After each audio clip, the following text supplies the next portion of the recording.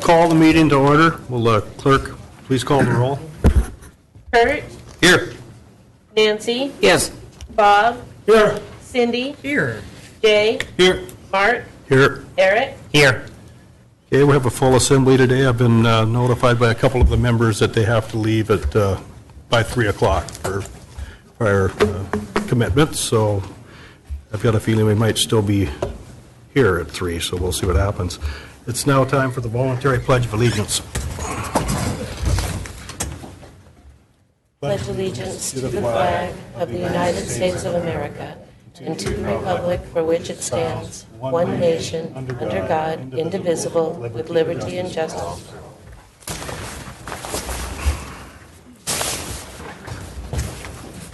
Okay, just a little reminder here, maybe we should turn our cell phones off so we don't get interrupted. First thing on the agenda today is approval of minutes from 3 separate meetings, and without any objection from the assembly, I'd like to ask for approval for all 3 of those meetings in one motion. The meetings are October 3rd, it was a regular assembly meeting. October 7th, 2016, it was a special meeting to canvass the election, and the assembly acting as a board of adjustment in an appeal decision. And the last meeting minutes of October 17th, 2016. Have a motion for that? So moved. A second? Second, okay. We have a motion and a second to approve those meeting minutes. Being no objections, we will consider those approved. Now I'm asking for a motion for any amendments or an approval of today's meeting agenda. Mr. Mayor, as I mentioned earlier to you, that you said that we were going to have a public hearing on this, but it was suggested by the Harbor Board that we have some kind of an informal roundtable discussion on, what we're going to do with the proposed docks and what it's going to cost and all that stuff. But we can put that under council discussion if we want to just bring it up, or maybe all the answers will have been answered before then. But anyway, they would like to start some informal sort of meetings and get this ball rolling, with maybe one, to see what the public has to say, sit them all in one room together informally. So anyway, that was just, I was asked to present that, and if you want to put it on the agenda, fine. So that's not a formal action that was taken by the Harbor Board, it was just some ideas kicked around? Yep. I think at this point, since we're, have had up to 6 months of public comment with our questionnaire, and now we're to the point of advertising for a public hearing on this offer from the state, I think we need to get some public comment, because the Assembly needs to give the state DOT some kind of a response, because our deadline for receiving funding offered is January. So I think we need to go ahead with the public hearing. I guess we could, I don't know if it would be cart before the horse, to have a roundtable later. But. Okay. No, I just told them I'd mention. Is there anybody who wants to make a formal motion to that? I guess what we'd have to do if we wanted to, put that in front of the public hearing, we'd have to hold off on the public hearing. Well, no, I just think that we just do it under, we'll see how the public hearing goes. See if, we'll just put it under council discussion maybe later on. I mean, it wouldn't have to be anything we take action on. So add that to council discussion in today's meeting? Yes.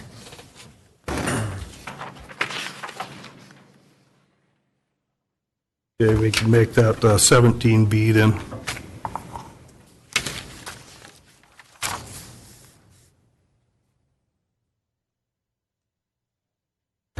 Okay, let me get back on track here. So is that the only discussion or amendment proposed for today's meeting agenda? Okay, I'd entertain a motion to approve the meeting agenda as amended. So move. Is there a second? Second that. Okay, we'll add that one item about discussion on harbors by the Assembly under 17B. Okay, public hearings. This is going to be a public hearing on the state's offer to transfer ownership of Entrance Island, Kupernoff, and Pappy's Landing docks to the Petersburg Borough. And during this testimony, I know this is a contentious issue, so I'd appreciate it if people would be polite and not make any accusations of boards or anything that have made decisions on this. So with that being said, I'll open the public hearing up. Anybody interested to talk about the harbors? Dave?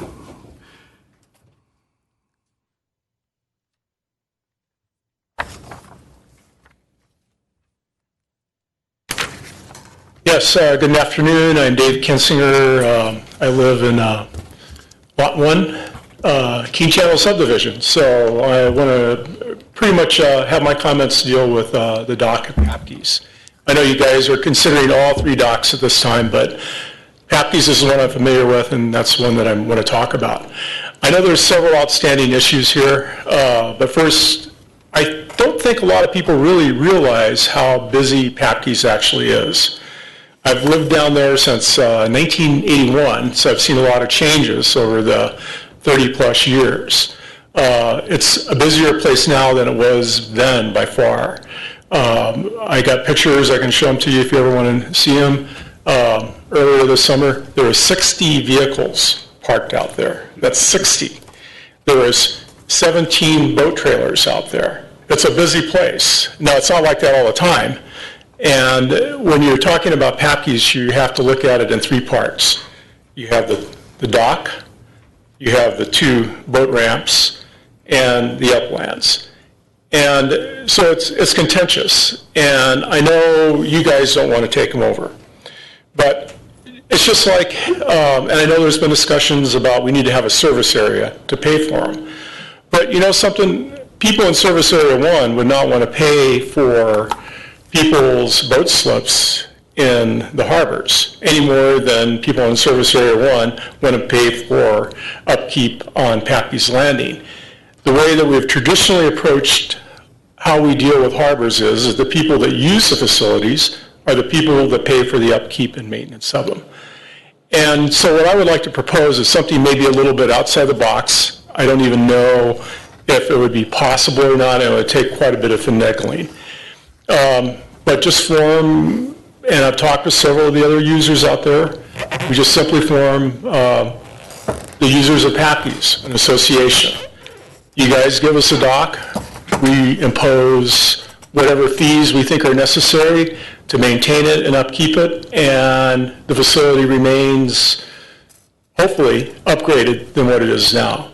And this would do 2 things. One, it would put the actual burden of maintaining the facility and caring for the facility on the people that actually use it. And secondly, it wouldn't cost the city any money because we would be imposing enough fees on ourselves to pay for the maintenance and the upkeep of it. And I think one thing you got to realize before you decide just not to get rid of these docks is you have to look at them. The biggest change that's occurred in the use patterns of these last 10-plus years have been the lodges. There's 3 lodges right across from Papke's that use these facilities extensively.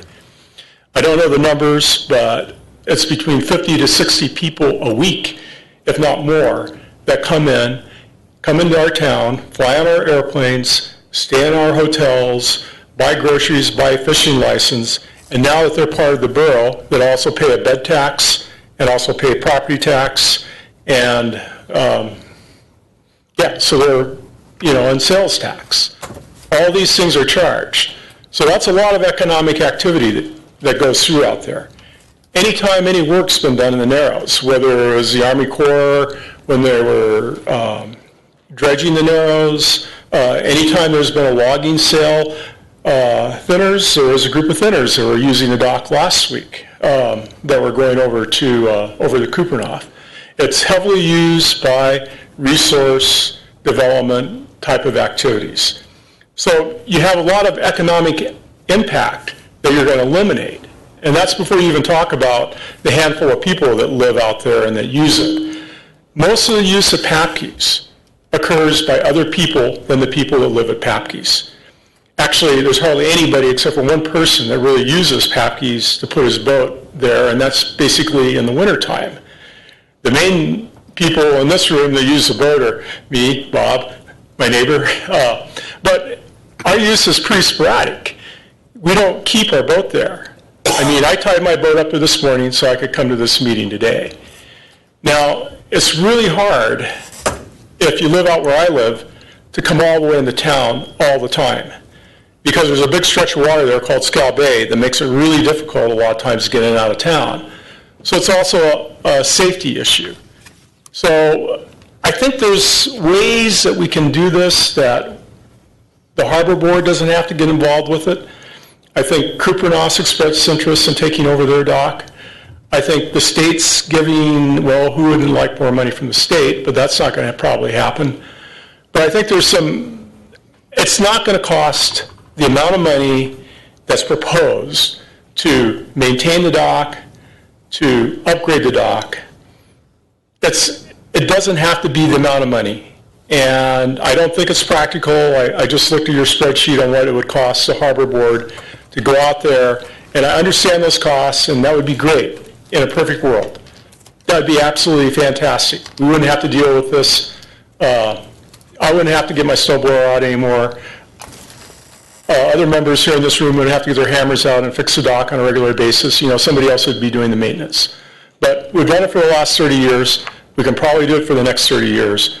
But we need to get something started right now. And to me, it's not an option really just to do nothing or let the state continue as a status quo. Thanks. Okay, thanks, Dave. Anybody else that has comments regarding the public hearing of the state harbor transfer? Okay, please come forward, state your name and who you represent.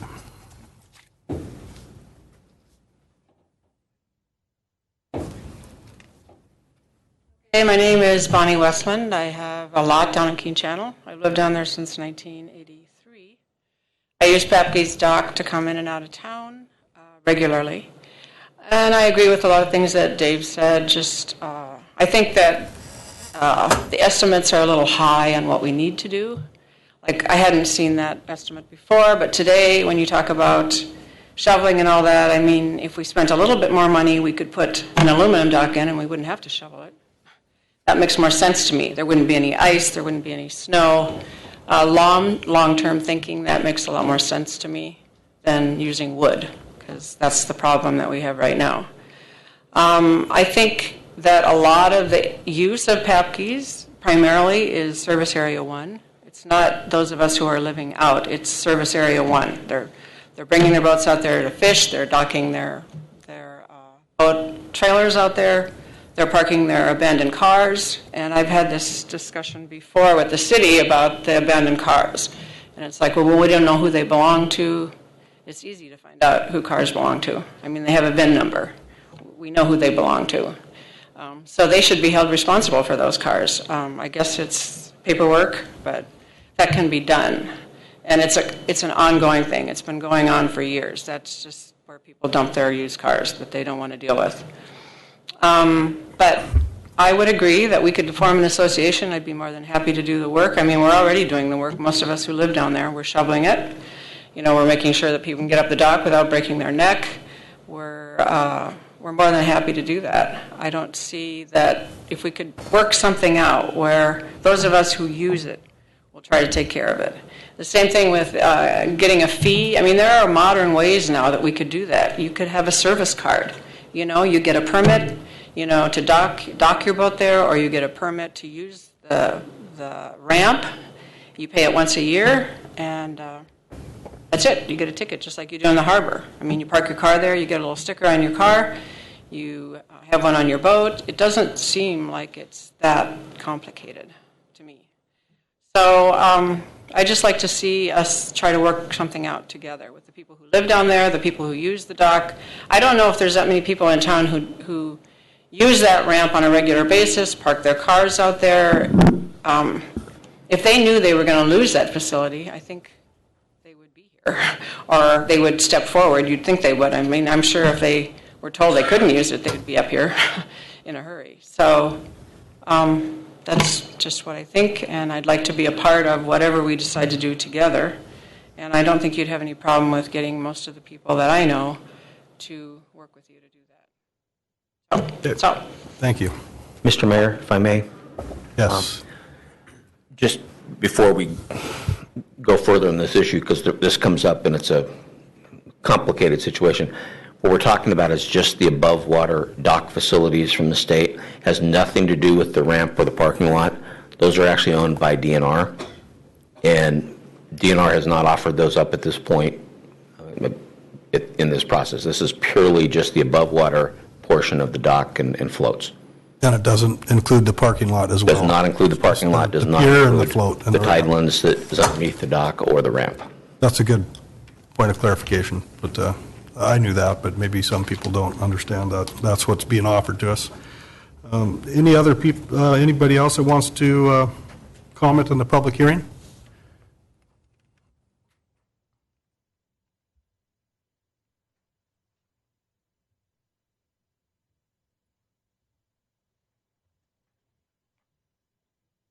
I'm Catherine Schneider, and I've lived in Petersburg for 25 years. I've done some fishing, I've done miscellaneous other work. I've done work for the government that's involved transportation by boat. I think it's a critical part, Papke's is a critical part of the infrastructure of what Petersburg Borough is and how we use water in fishing and going around, recreation, and all, whether we live out there or we live in town. And I think it's critical that the borough take on solving the problem of how to make Papke's work for our residents. And there probably needs to be a lot of brainstorming and working with DNR, working with the people that are willing to take on that, working with the borough to find a solution. But we need to find one. To me, it's not even debatable. So I just think that's critical. And I don't know what the solution is to Kupernoff either. And I apologize for not giving you written comments. But I think, again, that's critical to what we are as a community, to what we are as a borough, to how we use it for recreation, for subsistence, for personal use, and commercial, and all of that. And it's critical that we do that too. As far as Farragut Bay, I don't have any comments either way. Thank you. Thank you. Anybody else want to testify under the public hearings on the, state your name and who you represent? Joel. Thank you for the opportunity to talk. My name is Joel Randerp. I represent myself. I would like to see these taken over just because of the use and the customary and traditional use that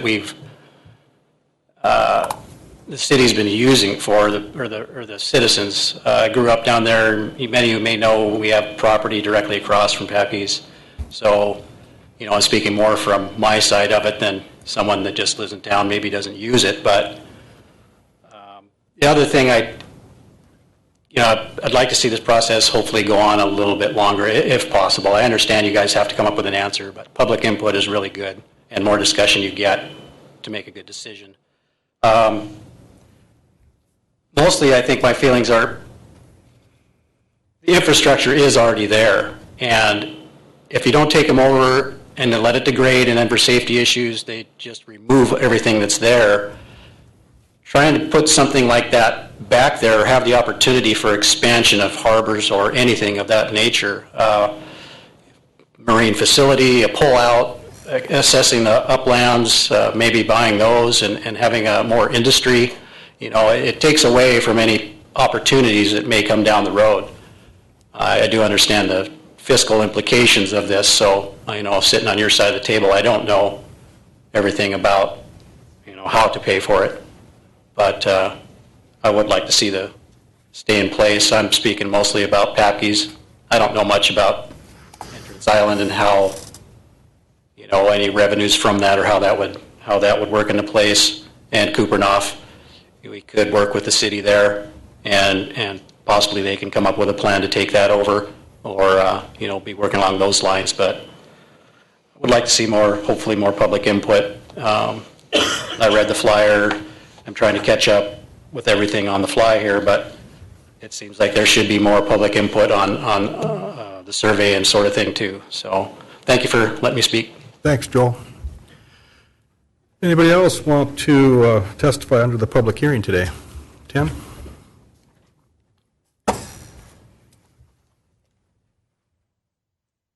Yeah, thanks. I'm Tim Keeneman. I live in 917 Sandy Beach Road, and just the opportunity to talk about Papke's. I'm only speaking for myself. Many of the smaller hand trollers that I fish around in the wintertime have a dependency on Papke's Landing to get their catch and it's an important part of them. These are not gill netters that are in Palm Springs or Sun Valley or Sainers or anything like that. These are folks that live here and fish throughout the winter. And although it's a small portion of our fishing community, that's something you should consider. Second, in my 22 years as an EMT here, we have picked up a number of people at Papke's Landing, and it has very much gotten medical care to those people before they would otherwise come into town. So that's a safety consideration. Thank you. Thank you, Tim.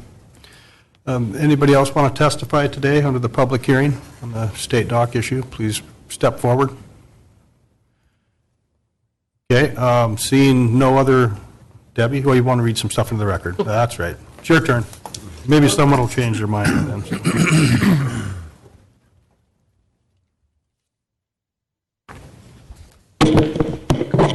Sorry. Okay, this is from Ken and Laura Howard.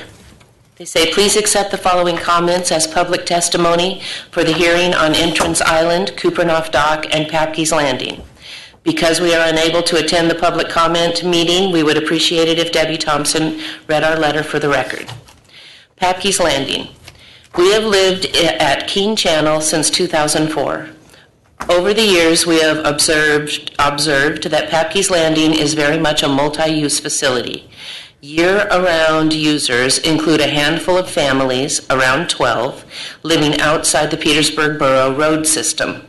Other year-round users include hand trollers, crabbers, gill netters, Forest Service contractors, state troopers, U.S. Coast Guard, hunters, trappers, fishing and hunting guides, as well as a host of recreational users.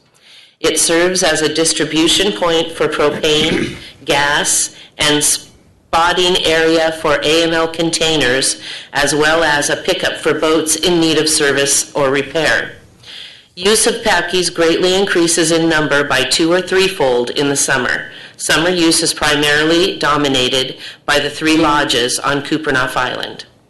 Papke's is a key part of our borough infrastructure.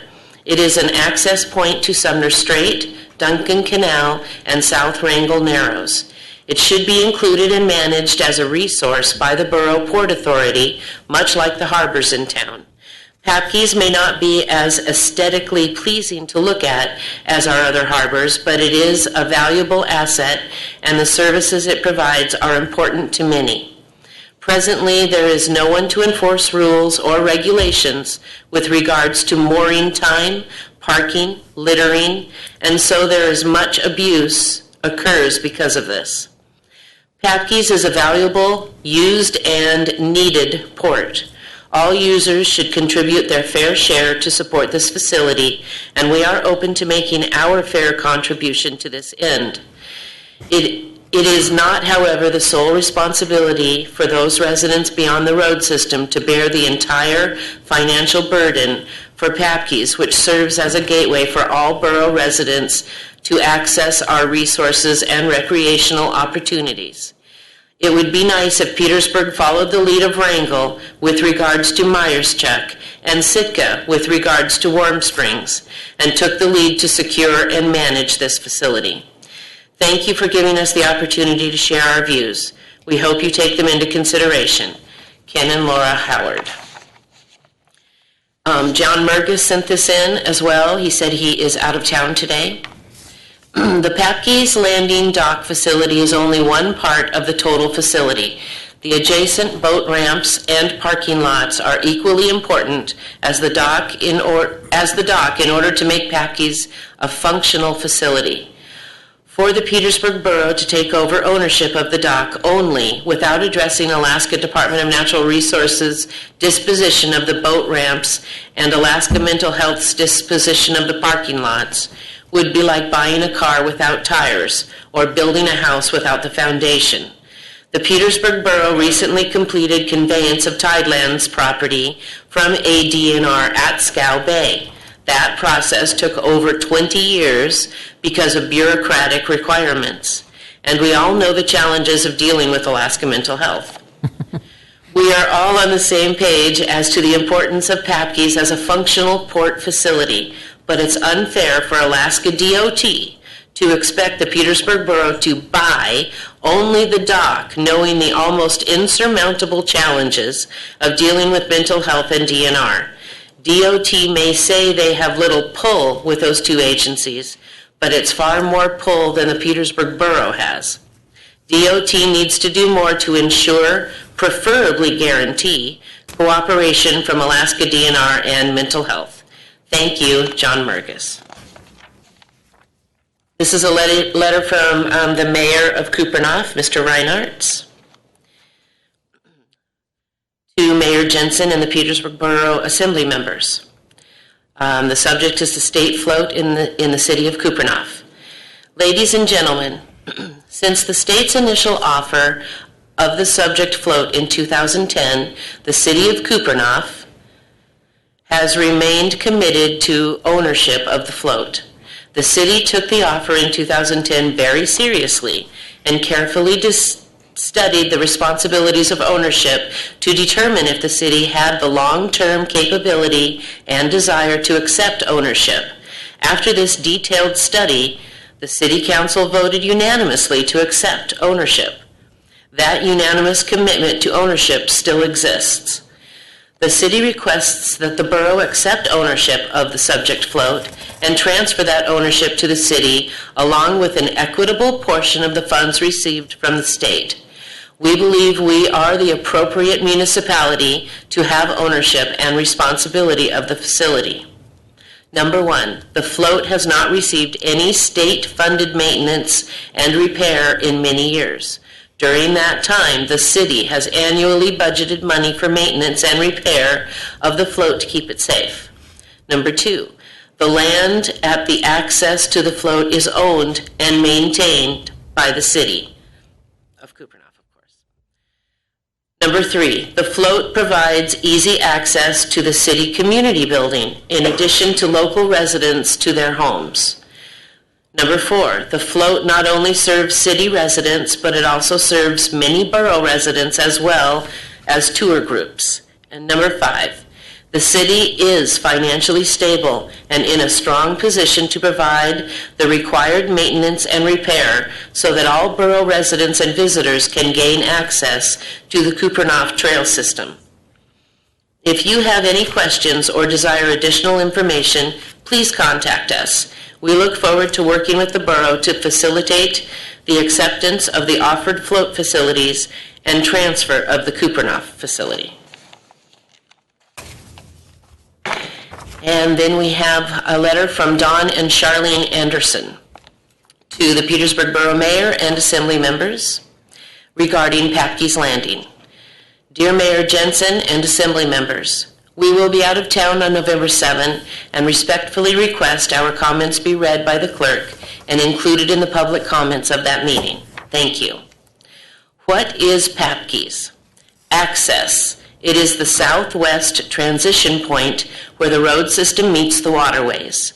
It offers Mitkoff residents quick access to the borough's southwest lands and waters. Rural Southwest residents and businesses use Papke's to access the road system. Who uses Papke's? Mitkoff residents living on the road system and rural Southwest Borough residents living off the road system. Tourists staying at the lodges in the Narrows, commercial fishermen, charter operators picking up guests, workers needing transport to remote job sites, transient boats traveling through the Narrows. The Trooper and Fish and Game are all users of this facility. Why is it important? The future. The ease of access between the road system and the Southwest Borough waters and properties encourages all residents to use and enjoy the vast resources incorporated into the Petersburg Borough. As Petersburg grows, more people are seeking rural lifestyles. Papke's is and should continue to be the facilitator to encourage that growth. This existing infrastructure is a valuable asset that should be preserved. For all the reasons put forth in Petersburg's petition for borough incorporation, Papke's is the link between the Mitkoff Island road system and the Southwest Borough lands and waterways. We urge the Assembly to negotiate the best possible terms for the acquisition of Papke's and to move forward into the future. Thank you for your time and consideration. Sincerely, Don and Charlene Anderson. Thank you, Debbie, for reading those comments. Once again, I'll ask if there's anybody else in the audience that would like to participate in the public hearing today. If not, we will close the public hearing and move on.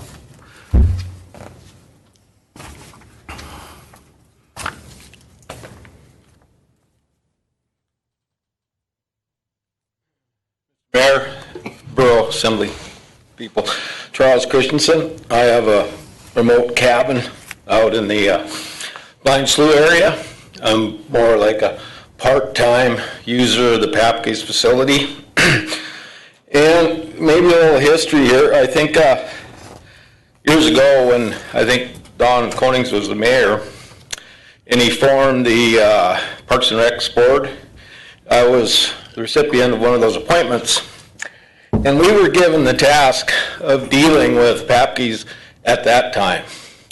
And I think my memory is right. We ran into the same problem you're running into, is the upland service for that Papke's land area there. And we didn't get anywhere because, you know, how dealing with DNR is. It's not good. Anyway, I think from my opinion that all this needs to be married together with Papke's is that upland service, because that dock, even if we do repair it, keep it going, we still have that same problem of the upland service for that dock. And I think to move forward, we have to have an answer to that question and have those all tied together. Thank you. Thank you, Charlie. Is there anybody else in the audience that would like to testify under the public hearing today on this issue? Seeing none, the public hearing is closed. We'll move on to the next item on the agenda, which is bid awards. There's nothing listed there. Next item is visitors' views related to items on today's agenda. So if anybody would like to speak, please come forward, state your name and who you represent.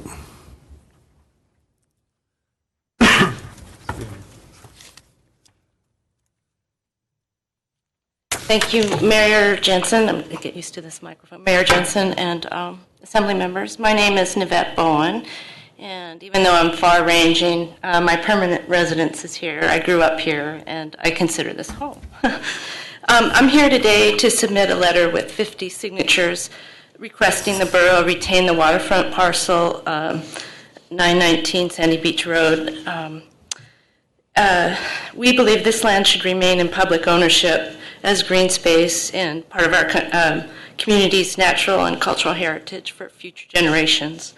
And we don't believe it should be sold. And also, because of its proximity to the petroglyphs and the fish trap, local archaeologist has volunteered their services should the community want, with community partners, to more fully understand what we may be relinquishing by selling this and privatizing this land.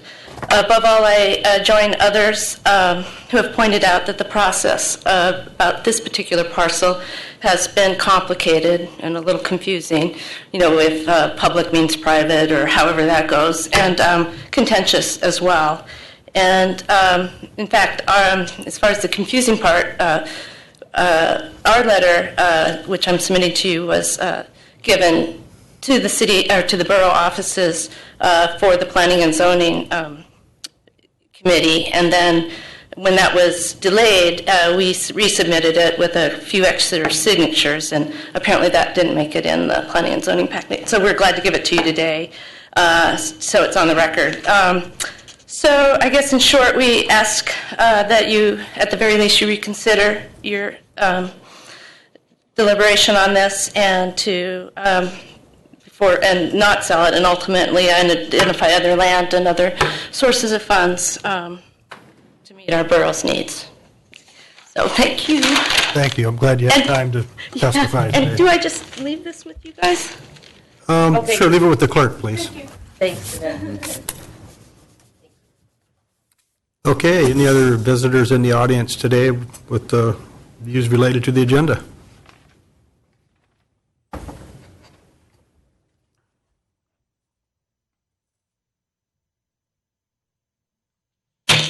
Yeah, Mr. Mayor, Assembly members, my name is Tim Keenum, and I live at 917 Sandy Beach Road, one of the adjacent lots to Lot 10, which you have decided to sell. I'm going to address 3 different items on the agenda, 15A, 15C, and 15E. You have my letter that provides a history of the events that have occurred since we purchased that property in 1972. And we've lived on the property since 1975. As Navette said, it's been a very confusing situation for the last year for me. On 3 different times through my history of living there, I've given the city survey information, other information that came up. So I was notified Friday by phone that our application to purchase a portion of the property was not considered appropriate by the city attorney. I'm not an attorney. As a matter of fact, I will admit that I have a very difficult time reading the confusing codes and charters that you have associated with planning, zoning, and land in this borough. And in my opinion, the existing charter and procedures need to be really critically reviewed and changed as needed so that we have an effective and efficient means to address issues by citizens of the borough. Your Planning and Zoning Commission has a very difficult job with what they have to work with today. You and your staff are the stewards of our resources, our lands, and our facilities. It's a great responsibility, and I believe that the decision you made to sell that property was made without adequate information. The purchase and construction of a home is significant, and for many of us, our single most investment and most citizens make in their lifetime. Such decisions cannot be maintained with the degree of confidence if zoning often changes, and such is the current situation with us. We were not notified as required when the zoning of Lot 10 was changed from green zone to public use, nor were we notified when a portion of U.S. Survey 3276, which is adjacent to my property, was considered for replatting. I'll be requesting documentation on that information from the city because it doesn't exist. Polly and I have talked it over. We go through our mail very efficiently, and we were not notified.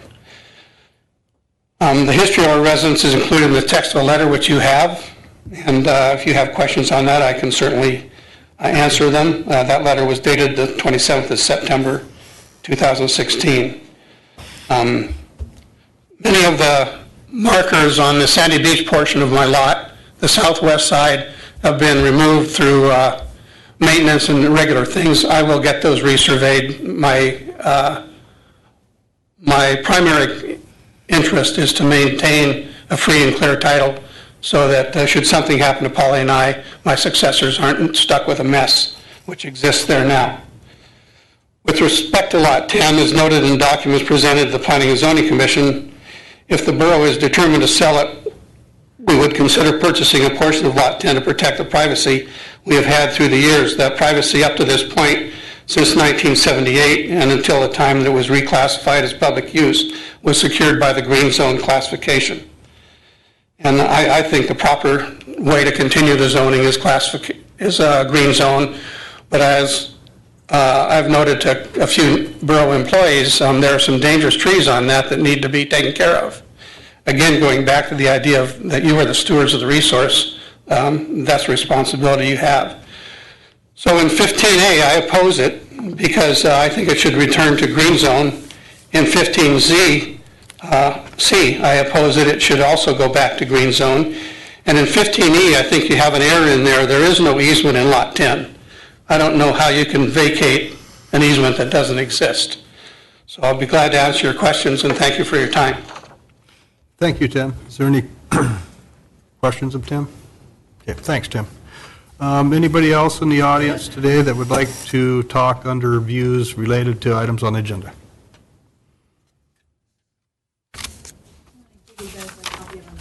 Sure. I think it'll make more sense when you hear my testimony. Thank you. Thank you, Chris.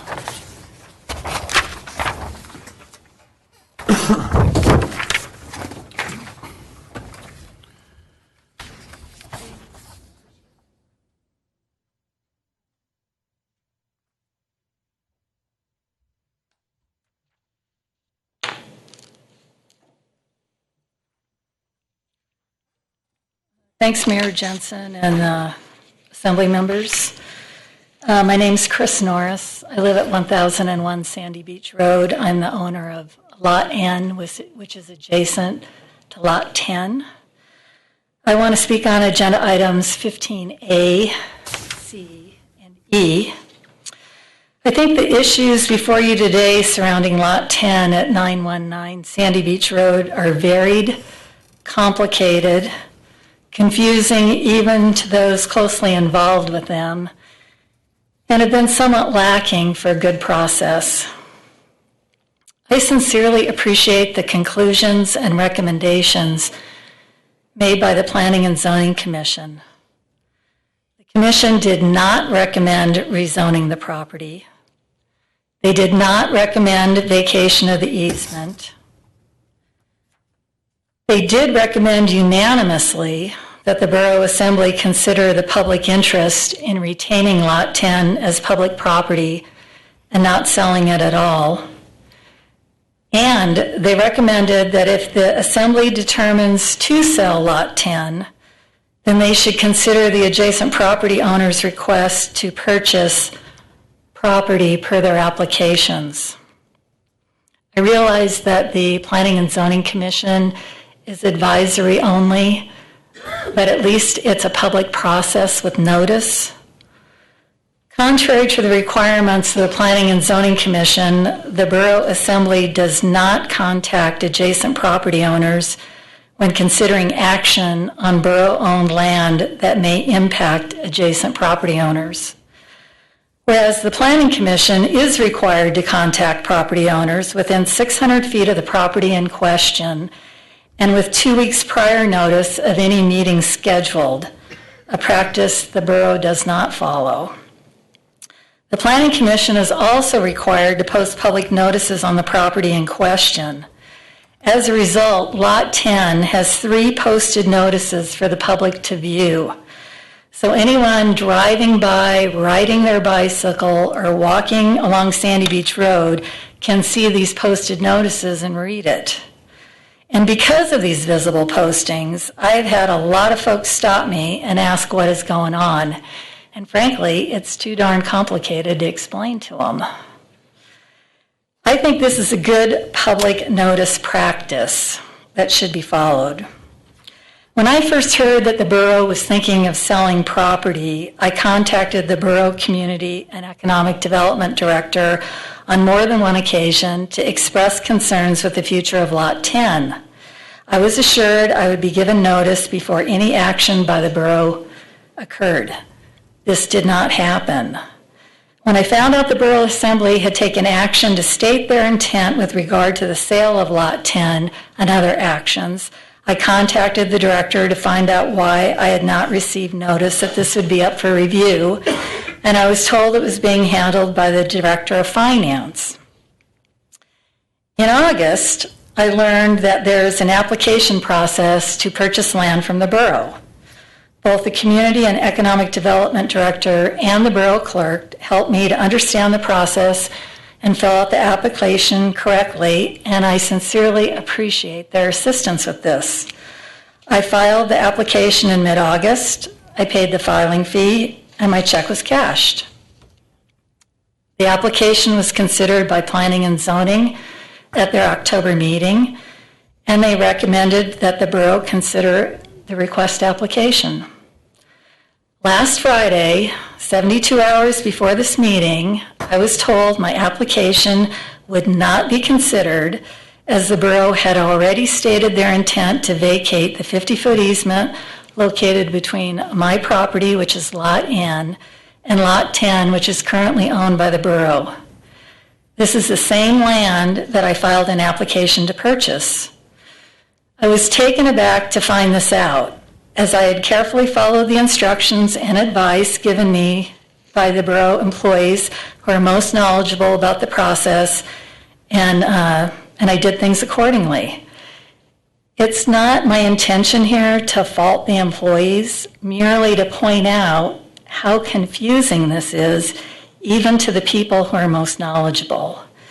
And for those of us residents that are caught up in these issues, it's a real quagmire to try to figure out. So I'm not faulting any employees.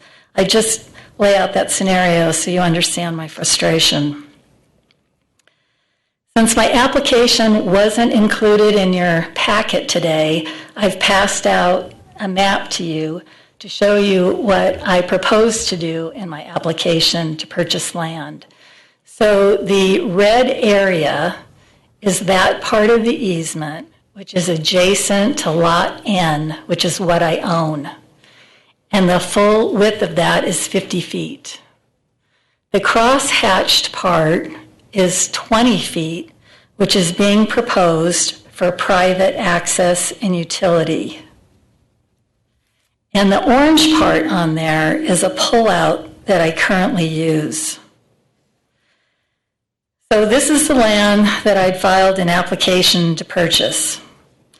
If the borough vacates the easement, giving 30 feet of the lot to the adjacent Lot 10, and making 20 feet, which is the crosshatched part, into a private access for any future owner of Lot 10, only the owner of Lot 10 will have access to that 20 feet.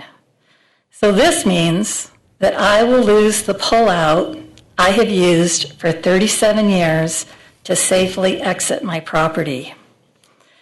This pullout was in existence prior to my purchase of Lot N from the state of Alaska in 1979. This is a huge change for me and would require me backing up out of my driveway. And I'm sorry I didn't think of measuring this, but I know some of you have been down that driveway. I'm going to guess it's at least 100 feet. And then backing up into any traffic that's on Sandy Beach Road, where the road forms a curve and has been the site of at least one significant vehicle accident, if not more. Such action would create a very dangerous situation. When I purchased Lot N in 1979 from the state of Alaska, the adjacent property, Lot 10, was owned by the state of Alaska and, as you heard earlier, was considered green space. The city of Petersburg later acquired this property, and now the Petersburg Borough is the current owner, and the property is zoned public. Contrary to what most of us would consider public use, we find out that public use actually includes single-family dwelling, and I find this label incredibly misleading and contrary to the definition.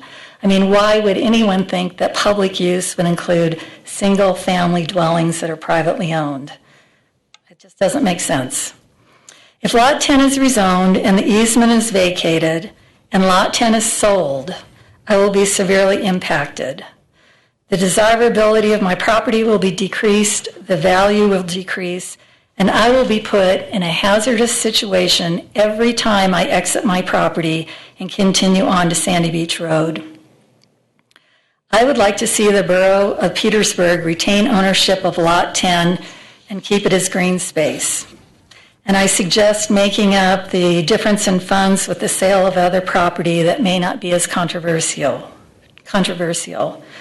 If you feel the need to go ahead with the sale, I ask that you consider my application to purchase all or at least a portion of the easement so that I can continue to use the pullout I've used since 1979 to safely exit my driveway onto Sandy Beach Road.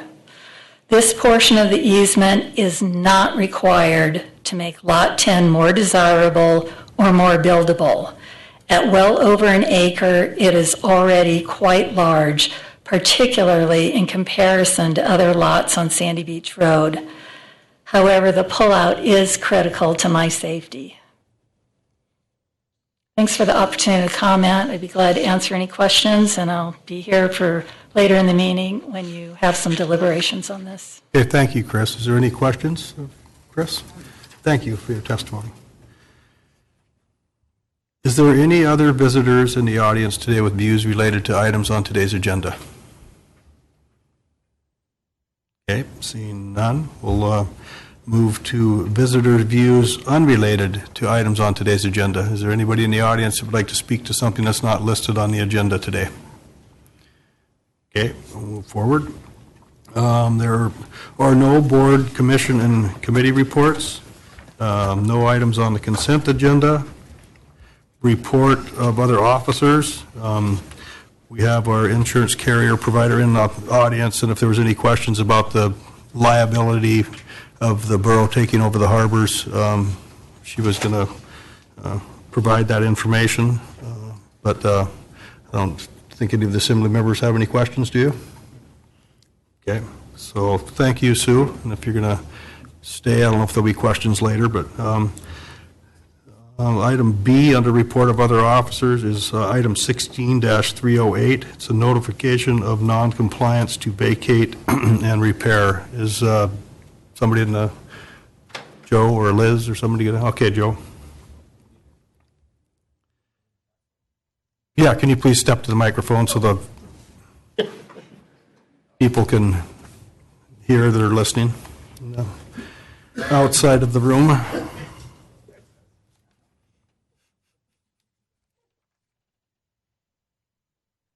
Well, my name is Joe Bertignoli. I'm the building official, and this is brought forward because of this trailer up on Lumber Street, which 4W, an island trailer court that we considered a dangerous building, or I did. Months ago, it was as a timeline. I don't know if you got the timeline. It was back in September, and we boarded the place up after we decided that it was dangerous, and you've seen some of the pictures of it. Obviously, it's a danger to anybody that's in there, plus a danger to anybody that's in the neighborhood. So that being said, after we boarded up, we have 30 days to act on it, and that's where we're at now. But in the meantime, we found that people had taken off the boards off the doors and were living in there again.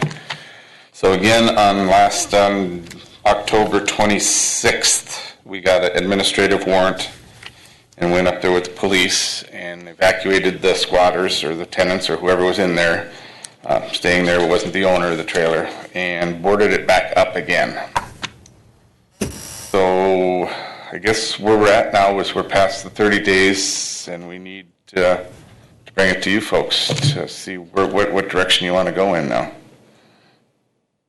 So you're asking basically for support to vacate, or what would happen? Would the borough demolish the property, Liz? Would you? Yeah, well, she's been the one in close contact with the attorney on a lot of this stuff herself. Yeah, I didn't see a request of us listed here, so. Borough with Community Development. So the ordinance requires that after 30 days, we've given 30 days notice to the owner that they either need to repair or demolish the structure, and they haven't responded.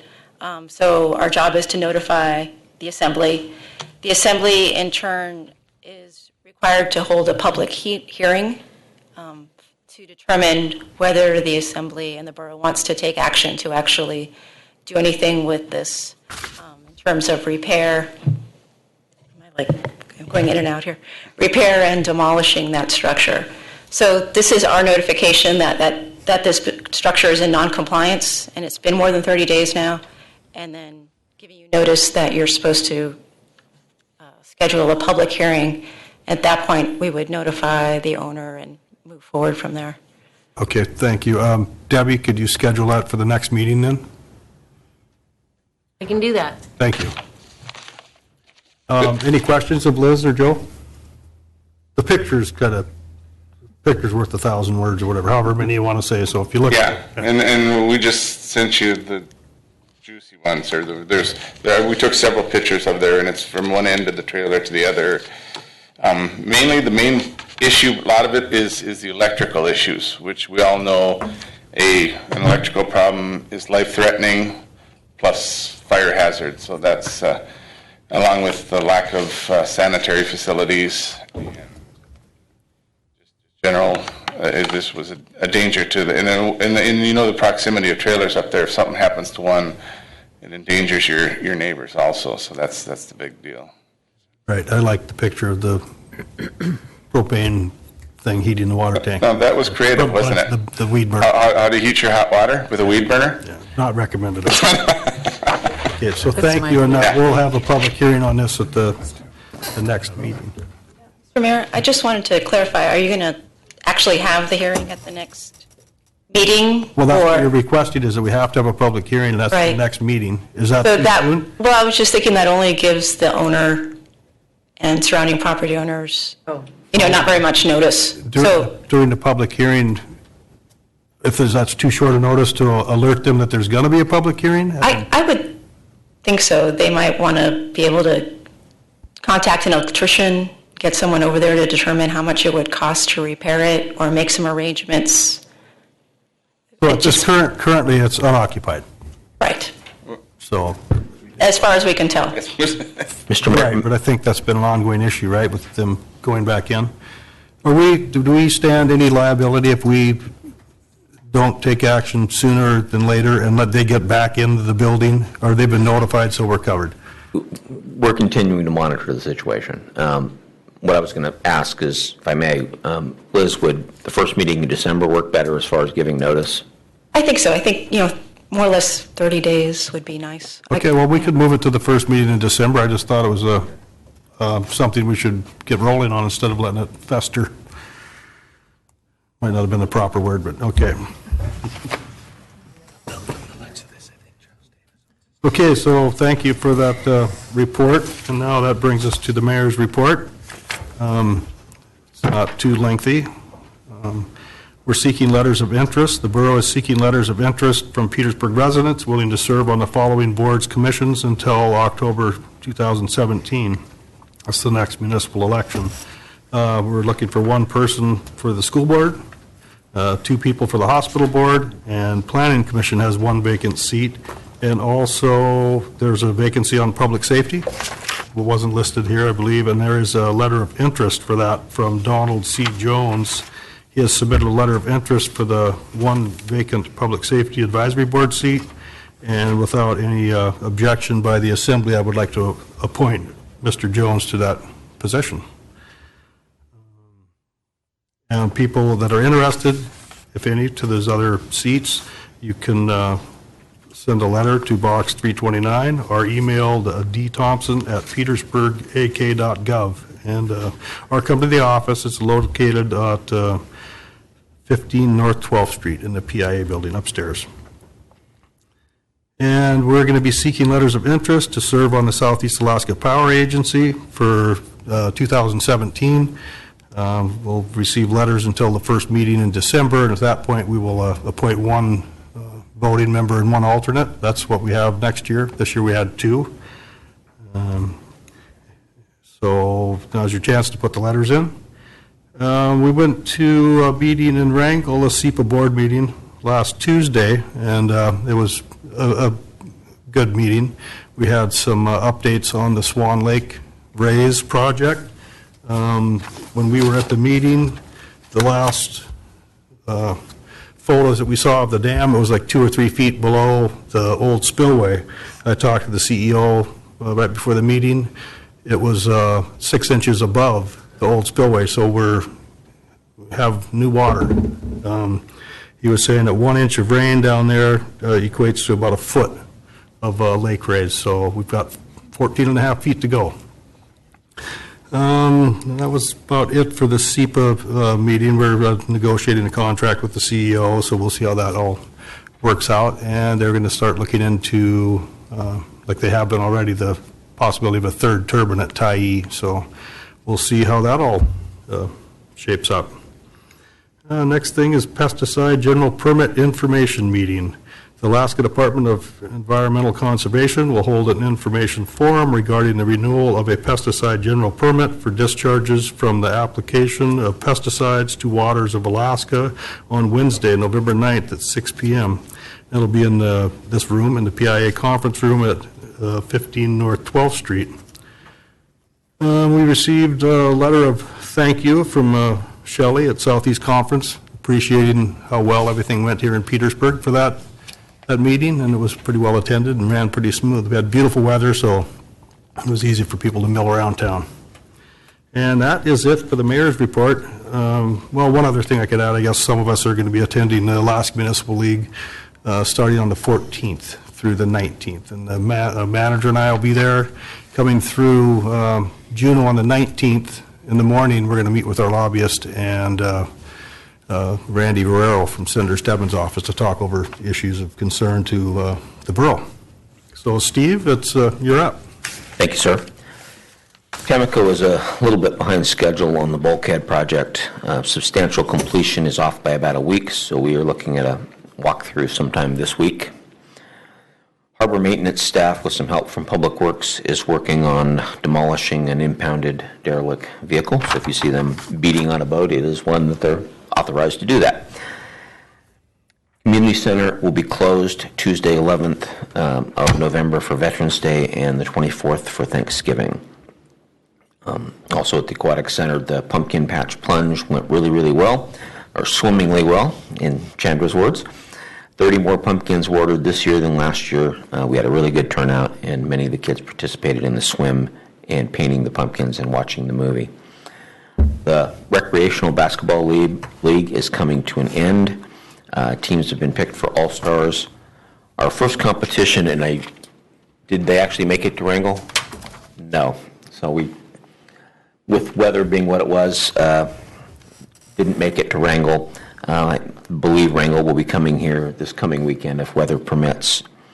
We do invite the community to come out and show their support for our Petersburg All-Stars. Chandler met with Susan Harai and Carl to review the PIA long-term plan.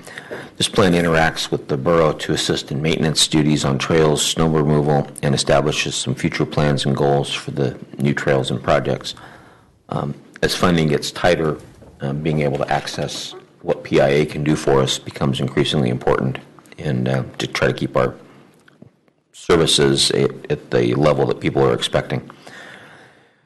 The library submitted their annual statistical report to the state and found that FY16 showed a 20% increase in local checkouts over 15. Library staff checked out over 107,000 items between July 1st, 2015 and June 30th, 2016. In part, the increase can be attributed to the library joining the Joint Library Consortium in June of 2015. This gives our community access to over 2 million items in library collections across Alaska, and people in Petersburg seem to be making excellent use of the new service. Thanks to Matt Briner, who's got the Christmas lights up on the library, and the Friends of Library will provide funding for this annual project. The water heat replacement at the manor is just waiting on electricians and plumbers' schedules to work out, and we'll get that started. Design drawings for the portico repair at the manor will be completed for borough staff to review and comment by the 1st of next week. Project specifications will be worked on during the month of November, and the completed design specification and bid package will be ready hopefully by mid-December. Current hiring process is underway to fill 3 corrections officer dispatch positions and 1 police officer position. Testing and and selection are scheduled to take place this week, and primarily today. Hopefully we find some good candidates. Chief Swihart and I met with Dean Williams, the Department of Corrections Commissioner, and lost her name, but in charge of pretrial for the state. They visited last week, and we met to talk about the community jails program. It's fairly clear that the state is going to continue to reduce that amount over time, unless things change dramatically. Just as a reminder, we used to receive close to $350,000 a year. Today, we're receiving $173,000. And in Commissioner Williams' world, if he doesn't find other ways for us to add value to that, it's likely to all go away. What he's referred to is potentially our officers doing parole duties, filling in the role of a parole officer, potentially housing prisoners, prior to trial rather than having them shipped to Juneau, and any other things like that. This again would be not for additional funding just to keep what funding we do have, which clearly would cost us more money to do some of those things. So we'll see how this goes. Basically, we left him with the answer. We're open to talking, don't want to make any commitments, and kind of like a lot of things, the devil's in the details. So we have to kind of know a little bit more specific on what they would want us to do before we agree to take on any new duties. And although that $173,000 that we get is pretty useful. An Alltech representative was here for a couple of days inspecting and certifying our 3 Alltech trucks, which is the digger derrick, large bucket truck, and service truck, and providing instruction on the new service truck. In addition, he's tested our hot sticks to ensure their electric integrity. This is a safety issue for the linemen and such.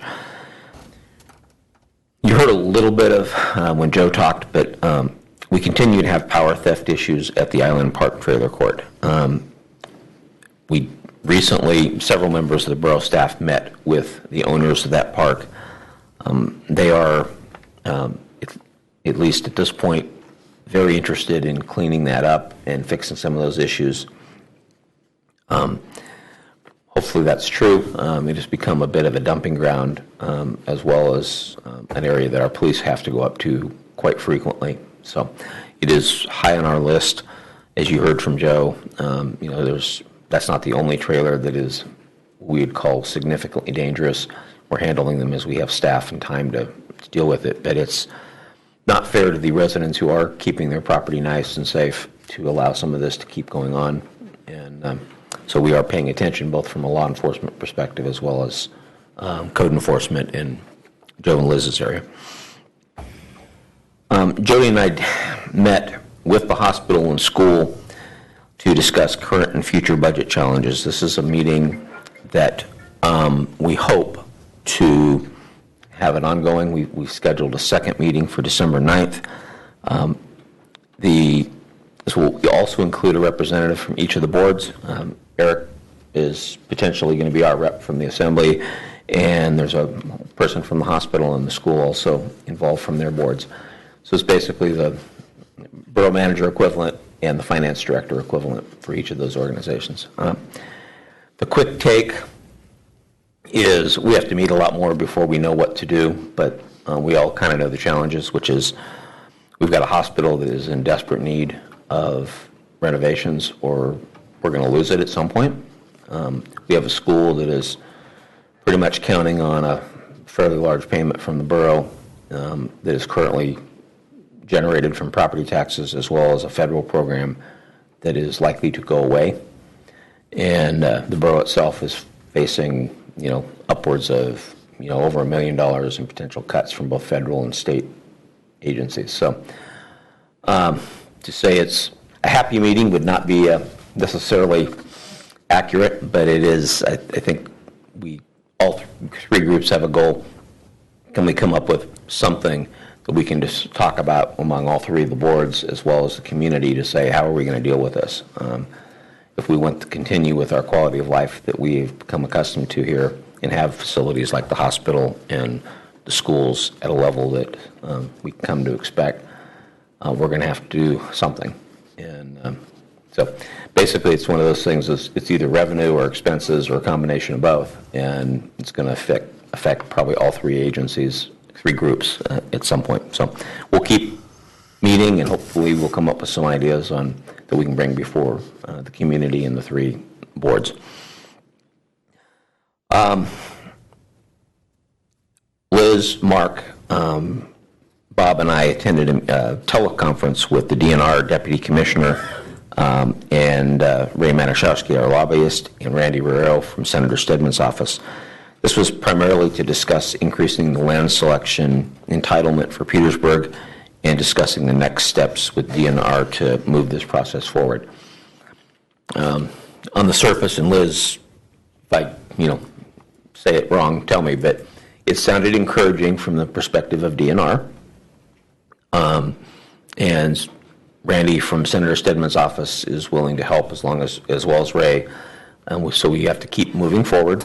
There's a process for that, but it was all good news, although nothing is guaranteed in the legislature these days, so we're not exactly sure how far we'll get, but we're going to keep pushing it. So, Liz and the community, we've started initiating the work with Chris Beck of Agnew Beck to revise the Title 19 zoning code. Liz met with the downtown business property owners to discuss key characteristics of a downtown area and ways to improve the code, and then met with the Planning Commission to discuss ways to streamline the permitting procedures.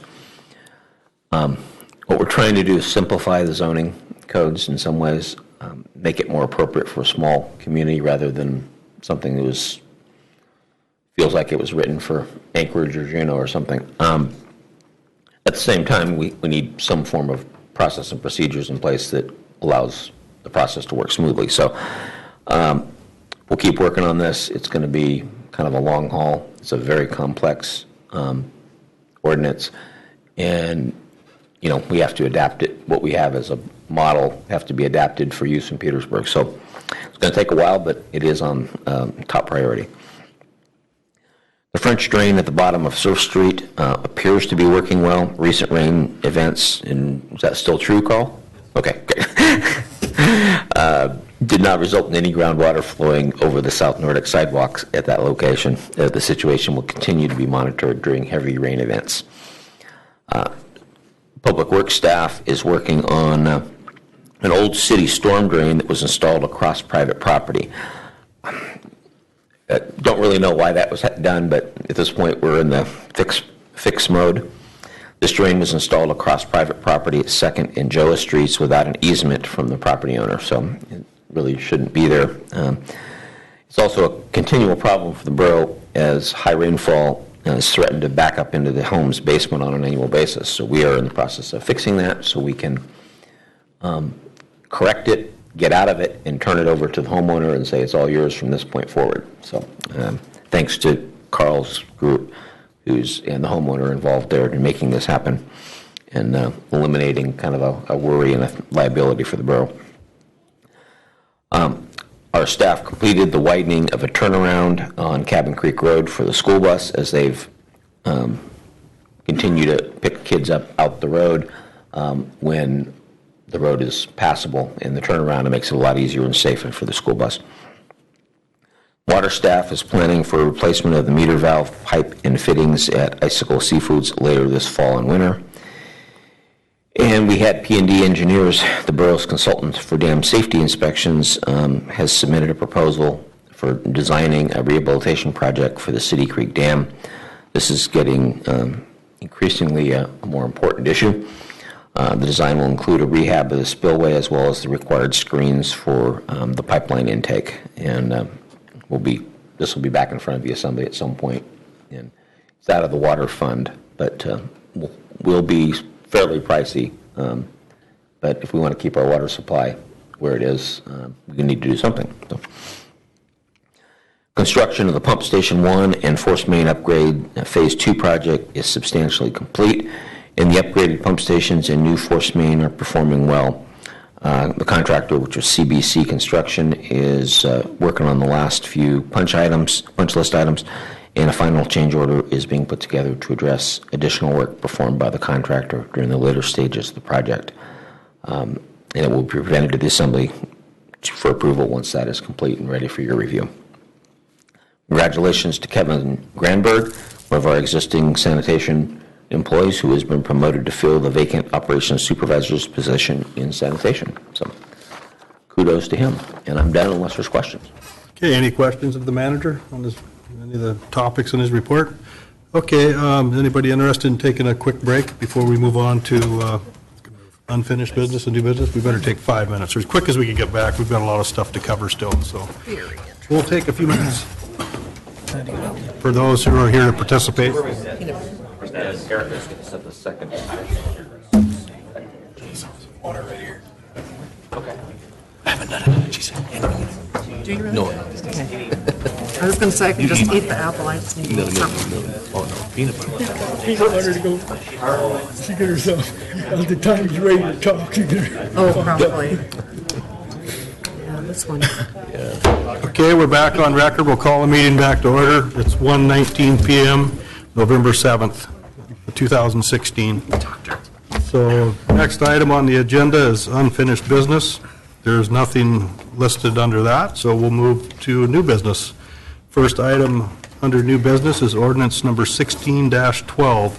And this is an ordinance amending the official zoning map for Service Area 1 of the Petersburg Borough to rezone number 01-014-125 at 919 Sandy Beach Road from public use to single-family residential. I'd entertain a motion to adopt ordinance 2016-12 in its first reading. So move. Second. Okay, been moved by Member Strand, seconded by Member Lynn to adopt ordinance 2016-12. Discussion? Where do I start? All right, pick a spot. I initially was in favor of this. However, as I start to delve into these records, it appears that well, there's a couple things. One is our frequently asked questions for our comprehensive plan speak to our intent for the future for an area, and specifically say that although we've called this Waterfront B, that that plan is not zoning. It's a general direction. When I look at some of the information for the history of this property, to me it seems like the intent was to keep this an open space, not to have it be a single-family dwelling, even though public use allows that as the use for that property. And I don't see, there are so many other issues with who owns the easement, does it have access, that I'm really not comfortable with rezoning this parcel at that time. I think if that was our intent for the future, and I think a number of people have weighed in and asked us not to do that, that we need to clear up some other issues first. There's some code as far as flag lots and access. I can't tell if we are calling the road, the easement into the property, an approved road. I can't tell if that's really how that should be perceived. When I look at the DNR maps, they conflict with our maps, and there are some inaccuracies in all of this that make me really uncomfortable about moving forward with this. Okay, thank you. Any other comments on this ordinance, 2016-12? Just a question for Liz. On the access off Sandy Beach to that, there is an easement that goes directly, that's in place right now, that has been in place, that is being used to the Evans and the other properties there? Right, there's Liz Cabrera, there's a 50-foot public access easement that provides access to lots JK, LA, N, and then presumably lot 10 as well, since it's adjacent on the other side of that easement. I have another question, Liz, since you're there. So you see on this map that Chris Noros gave us, there's a 14-foot gravel driveway. Is that on private property then? I have it, thank you. Oh. I'm sorry, you don't have a copy of it? No, I do. Okay. Thank you. That driveway runs on the public access easement that crosses JK and LA. So that is in addition to the 50-foot wide easement? It's within that. Oh, it's within it, okay. Yeah. Well, then this is, And I should say there's a little piece that actually I believe crosses over the Keeneman's property at the very entrance of it, where it meets Sandy Beach Road. where it comes off Sandy Beach Road? Yeah. Okay, just trying to clarify the lay of the land here. Cindy?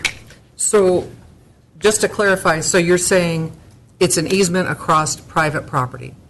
The public access easement, all easements are on private property. So that is what it is. Then I have one other question, and that is, I asked the clerk, the reason I can't find it is I didn't print it out. There was a request by Chris Norris and a previous property owner, a joint owner, to vacate an easement. What portion of that was requested for vacation? And the fact that it wasn't recorded, does that inviolate it, or does that make it not viable, or, go ahead. The 50-foot easement ran from Sandy Beach Road all the way to the water, and it would have crossed Lot N originally. So the portion that's on Lot N is the part that was vacated. So currently, the public access easement runs from Sandy Beach Road to the property line at Lot N. So that's where Lot N gets access to Sandy Beach Road, as well as Lot A and Lot JK. So the vacation was where the shop building is located? I'm still confused. So you see where Chris has highlighted the property line and her lot on that map? Yes. From there back to the water is vacated. I'm still not understanding it.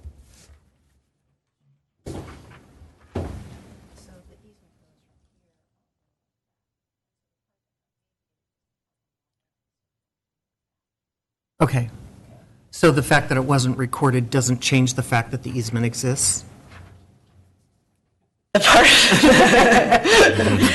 easement was created as part of a U.S. survey. So the recording, what caused confusion is when we went and the surveyor went to look to see if that easement still existed on Lot N, we found a resolution by a previous city council vacating it, but there wasn't a deed. And generally there's a deed, but then we checked with the borough attorney, and the borough attorney said, fine, as long as there's a resolution and that's recorded, the vacation stands. Okay. So that's definitely vacated, and that is not there. And that's why the buildings are Right, on there. on yeah. the Mhm. former easement, or one from before.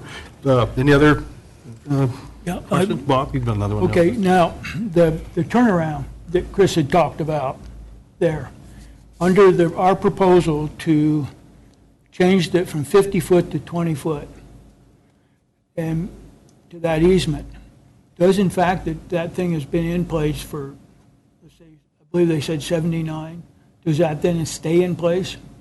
In other words, will she continue to be able to use it? My understanding is not legally. You cannot claim adverse possession on public property. So if she wanted to continue using that turnaround as is, it would need to be negotiated with the future owner, if there's a future private owner. So, If the lot was sold. right. Mr. Mayor, if I may. Yes. This is Steve Giesbrecht. Just a question for Assemblymember Lakadakis.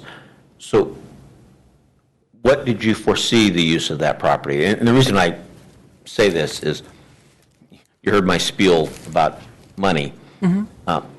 We're not really looking at building more parks, or, in fact, we're kind of looking more at the other direction, which is how do we maximize property tax revenue going forward, and rather than having borough property sit unused. And, that particular piece there, was there a movement to develop it as a park, to put trails in? I guess I'm just, from the staff's perspective, if the Assembly goes that direction, is what is the will of the Assembly? What do you want us to do with that property then? When I look at what the history of that property and the way it appears to have been intended, and what the change in how we have said what our zoning would be, the only thing that seems to make sense to me is open space. Nancy? When the state auctioned off the land on Sandy Beach Road, they withdrew the parcels on either side of my little lot, deeded them to the city for use as a park.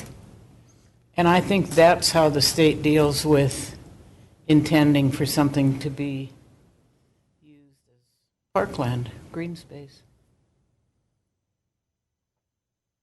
So that's what happened when these lots were all sold, the state auctioned them off. Well, whenever, 45 years ago, and I came down to bid on those 2 lots, and they'd been withdrawn. So I think that that's how the state deals with their encouraging municipalities to keep green space. Okay, any other comments by assembly members?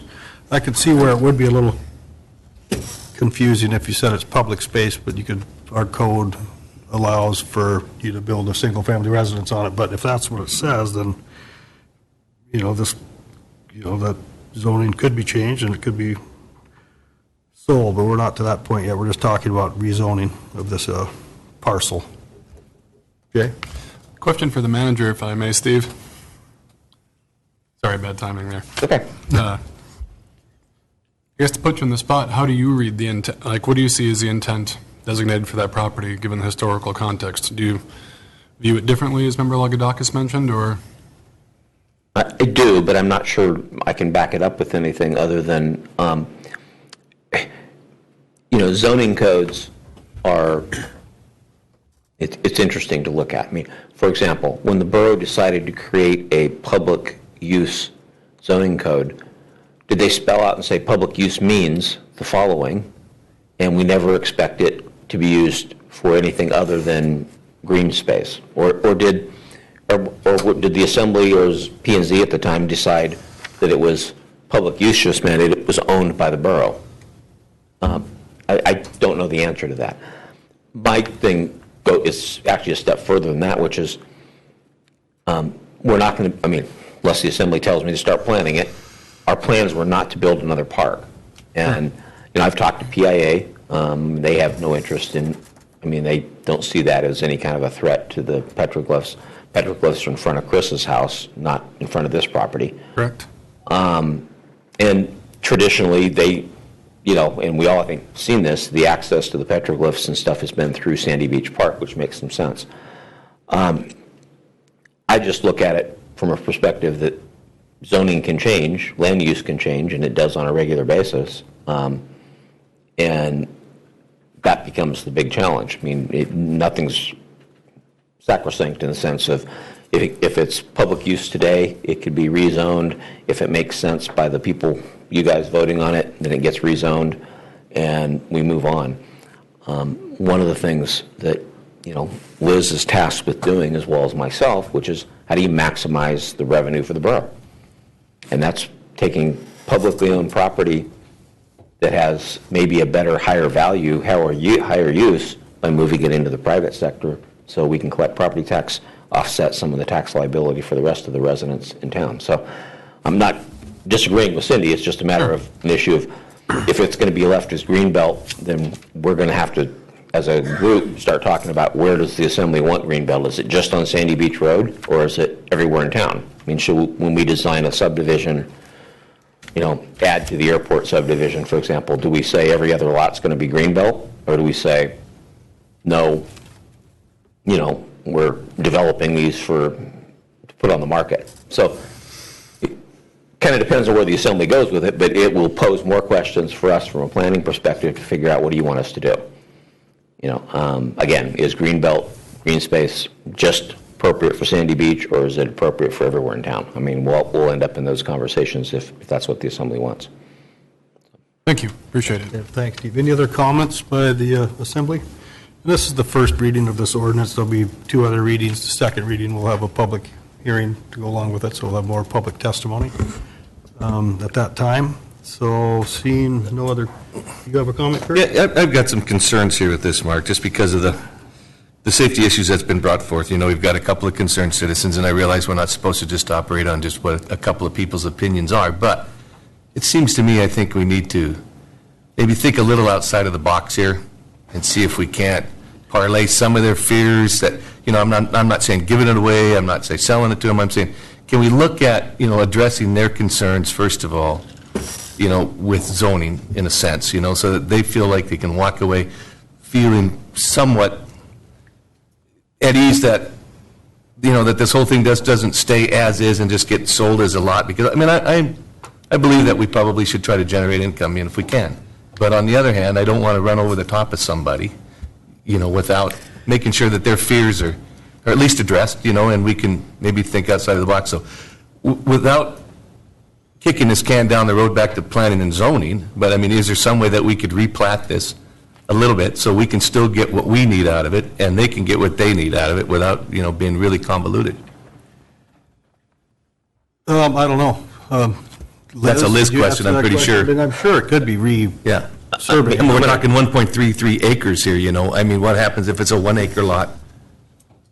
I mean, does that devalue it so much that it's not worth us doing anything with? Or maybe we could replat this road so it's going more down the middle of the property and, I mean, I don't know. I mean, I think. Then you possibly couldn't build on an easement. If I may, and then I'll punt to Liz. The answer is yes, and yeah, you can always replat property. There's a cost to that. I mean, talk about resurveying and redesigning lots, and there's a very involved process to go through that Liz would have to try to define as far as what goes to P&Z and then what comes back to the assembly. So yes, it can be replatted. It would take some time. Well,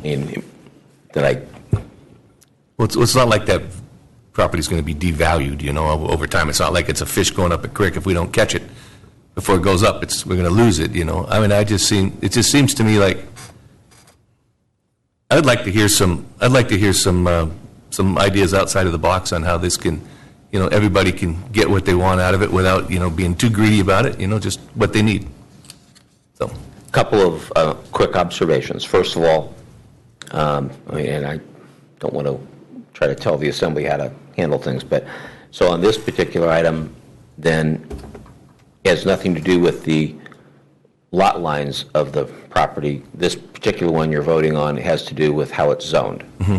If you wanted to talk about redrawing the lot lines, where do we want to put that, Liz?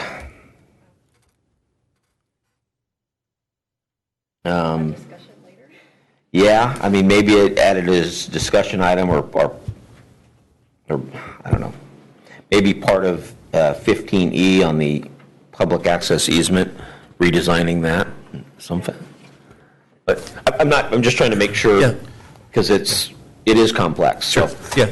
And it seems to me like that this whole thing is, from listening to, everybody has a different idea of what it is, and so there's no real clear case, of what we're dealing with here. And like if there's a little room for wiggle here, so that.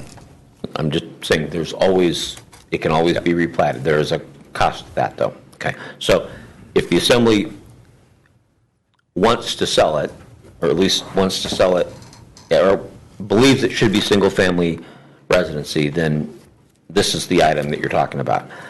15E is about the easement, and maybe that's where you could say, go back to the drawing board.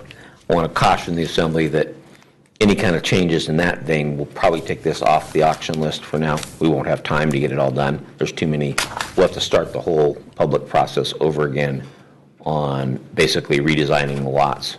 And I mean, that will miss your auction date that you'd previously, talked about. So We are addressing this individual piece of property 3 times in today's meeting. One is this rezone, that's the first issue, and then there's whether we want to sell it, and then the next one is if we're going to change the easement. So, first reading of 3, but after the testimony from the adjacent property owners, I could understand how any of this will affect them after living there for a long time. Eric? Yeah. As I see it, the rezoning will really only directly affect the neighboring properties. I feel it's the most important thing, though, for the community is just to retain the character of that corner, that point right there. The majority of use going either to the petroglyphs or the fish traps is from Sandy Beach Park. I tried walking through the lot and found it awkward at best to head from the road. So Sandy Beach Park made the most sense. The problem with, as I see it, of zoning it to single-family use is that most likely the tenants are going to be interested in that view shed and they're therefore going to stick out their property out toward the edge of the property boundary, and then make it awkward as folks round the corner there. And of course, we wouldn't want to be able to take away their right to do so because they purchased the property. But I feel that there are concerns and questions about either side. I can see both sides of the argument here.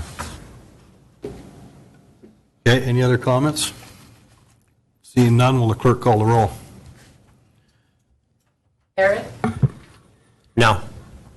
Jay? Yes. Kurt? No. Bob? Yes. Nancy? Yes. Cindy? No. Art? Yes. Okay, 15A passes in its first reading 4-3. And now the next item on the agenda is ordinance 16-3, and is ordinance number 2016-3, an ordinance of the Petersburg Borough adjusting the fiscal year 2017 budget for known changes. I'd entertain a motion to adopt this ordinance in its first reading. So moved. Second. Motion been made by Member Greger, seconded by Member Castro to adopt ordinance 2016-13 in its first reading, and it is to adjust the budget. Any discussion? Just basically, for the people listening in the audience, it's to redo the budget for to purchase a minivan, electric department transfer of funds, Homeland Security award document, using some of the 9/11 surcharge funds to upgrade the 9/11 system, and school debt reduction, and City Creek Dam request, and state allocation. What is the total fiscal note on this? I don't see it written here. Is there one?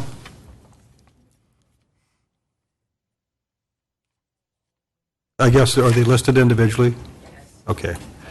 So if the Assembly wants, we could address them individually, but I think what we want to do is just adopt this ordinance for known changes. Is any other discussion besides me rambling on? If I may, just, Steve? It's mostly, we get more grant money, things like that. The one issue that I think is worth talking about, because it will come up next year in particular, is the school debt reduction. This is an issue where the state used to pay a portion of the school bond payment. They changed that with the latest budget.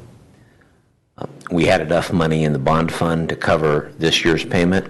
That won't happen in future years. So this will involve a mill rate increase to make up for the lack of state funding that used to supplement this.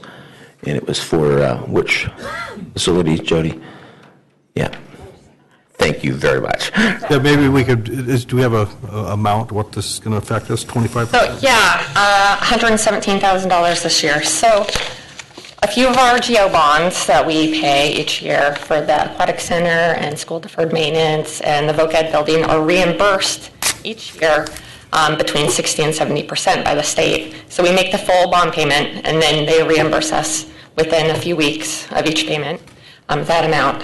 They notified us this year that they're reducing that 60 to 70% by 25%. So none of the communities in Alaska were notified until after we sent out property tax bills. So either we do a supplemental property tax bill or we use the reserves. There's just enough reserves in this fund to cover it this year, and next year we'll just have to tack it on. So, any questions? What's the rate increase are you assuming? Well, enough to make up $117,000, so $500,000.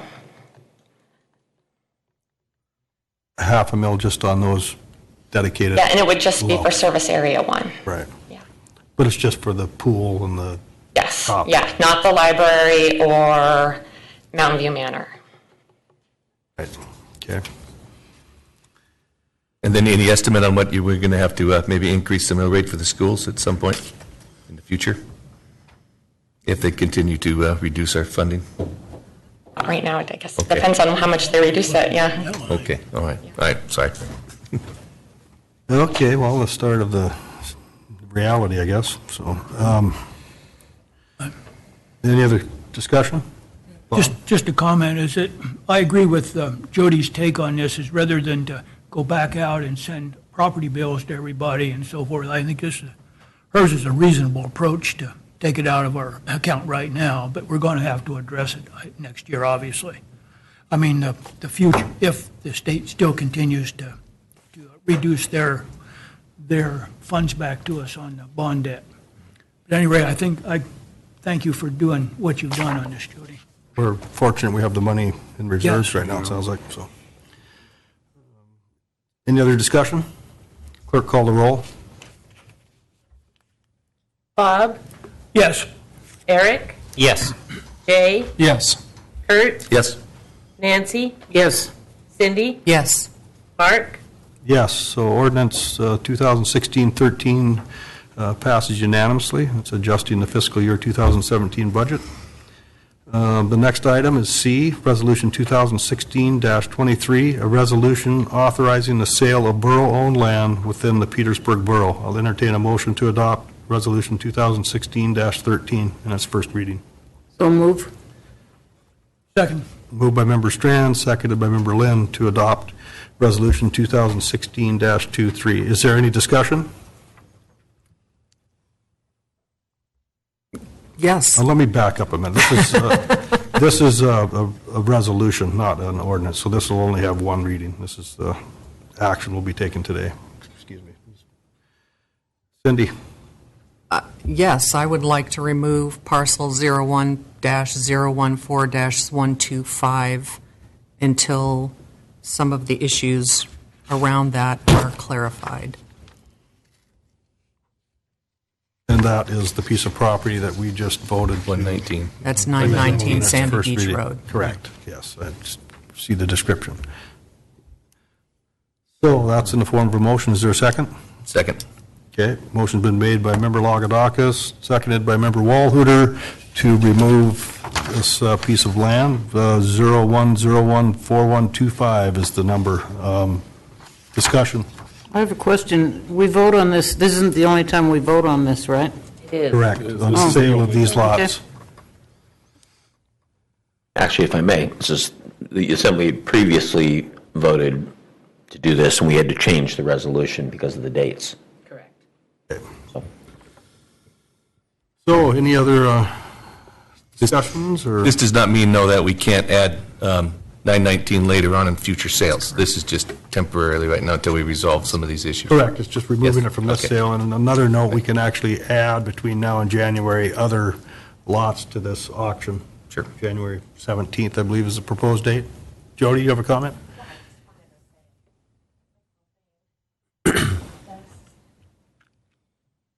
So Chapter 1612 of the Municipal Code deals with the sale of real property. The Assembly can initiate this by resolution.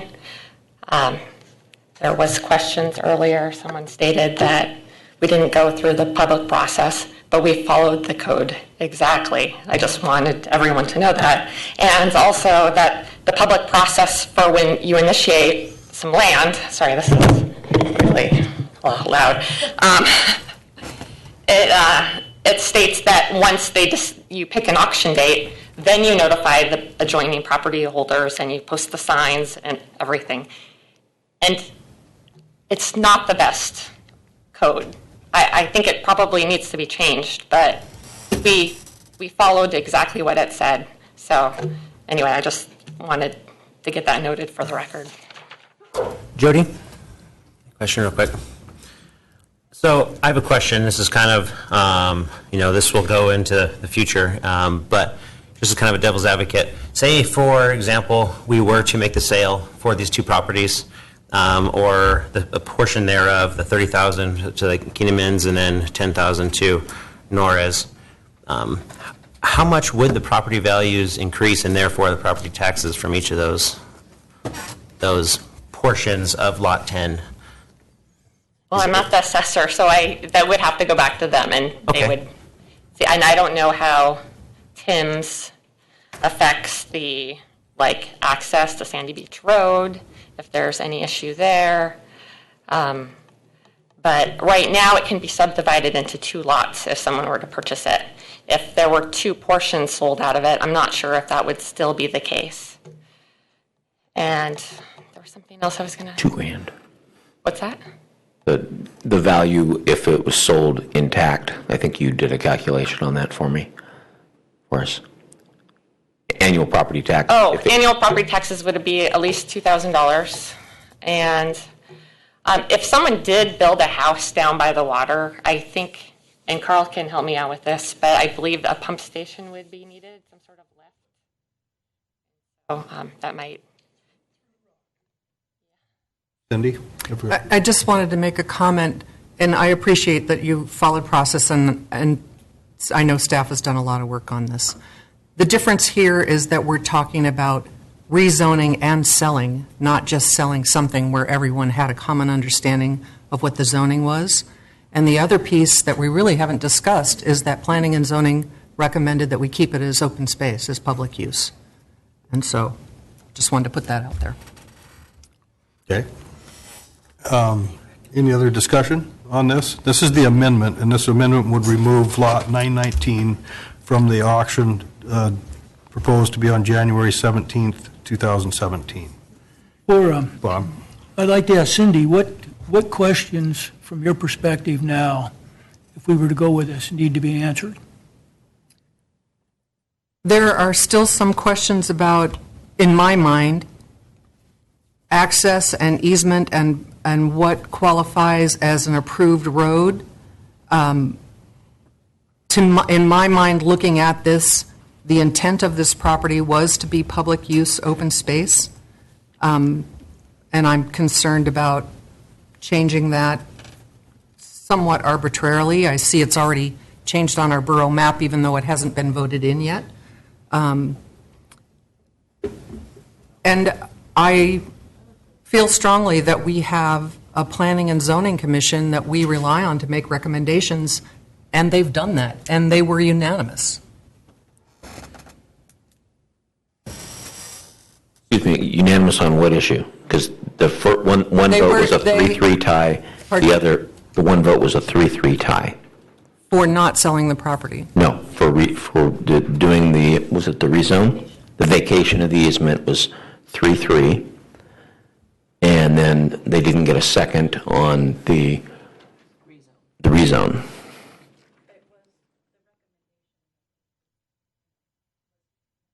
Why don't you come to the mic so the public can hear that too?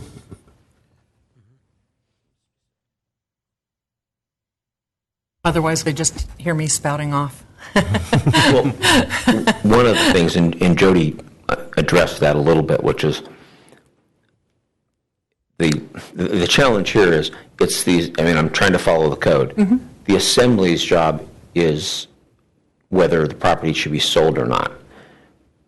That's not really in P&Z's job description, unfortunately, on this particular issue. I understand that. So, again, staff's responsibility is to follow the code that is basically the law of Petersburg.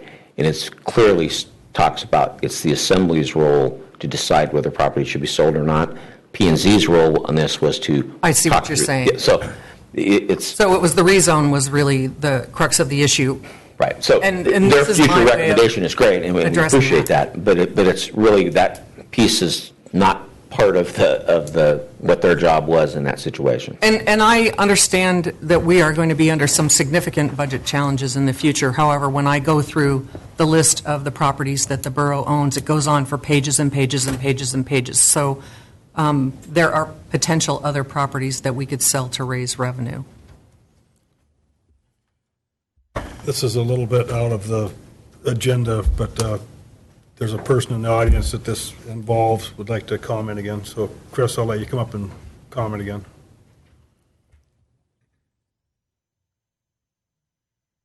Mr. Mayor, I really appreciate that. I think the problem is that when the Borough Assembly originally considered selling this piece of property, that even though they followed code, the adjacent property owners and the public at large was not notified in a manner similar to how planning and zoning is notified. And that came up during the planning and zoning meeting, realizing that they have a much more thorough process to make sure that adjacent property owners are well aware of what's being proposed for a piece of property. According to the borough code, the borough doesn't have to do that. But for those of us that weren't aware, although we tried to keep abreast of what was going on, we couldn't comment. So it's kind of like you can't have it both ways. It's like I think the planning and zoning was trying to be really responsive to the public and allow a thorough public process to be had so that the best decision possible could be made. I'm not accusing anyone of not following the code, but that is what, the result was probably not as good a public process as we could have had. Felt like that's important to clarify that. Thank you. So that is how it is in our code currently, correct? Okay, so the manager and clerk both agree with that. And to specify again, and the staff has we cannot change the code. No, we have to follow it as it's written, we can't add things or delete things from it. We are the policy setting board. So, I guess before us, if there's no other comments, is amendment to Resolution 2016-23 is to remove the lot in discussion, lot 919, at Sandy Beach Road, from the auction on January 17th. Any other comments? Okay, this is on the amendment. Call the roll, please. Bob? No. Nancy? No. Kurt? Yes. Jay? No. Cindy? Yes. Mark? No. Eric? No. Okay, so the amendment to remove this lot from the auction on January 17th fails with a 5-2 vote. So that brings us back to the main motion, and that is to adopt, let me get back on the right page here, Resolution 2016-23. So any other discussion on the main motion? Clerk, call the roll. Jay? Yes. Kurt? No. Cindy? No. Eric? Yes. Mark? Yes. Bob? Yes. Nancy? Yes. Okay, the main motion passes 5-2. So the 3 lots proposed and possibly more we can add to this auction at a future date will be considered in January. Okay, that brings us on to the next item, item D under new business, Resolution 2016-24, a resolution authorizing the borough to contract for furniture, fixtures, and equipment with Think Office LLC for purposes of the municipal building and police station renovation project, and to authorize the borough manager to approve the budgeted purchases. And this is an amount not to exceed $203,160. I'll entertain a motion to adopt Resolution 2016-24. So moved. Second. Motion's been made by Member Strand, seconded by Member Walhuter to adopt Resolution 2016-24. Discussion?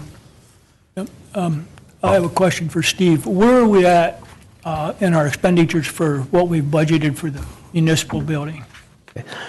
Still under budget at this point, but as you know, that can change.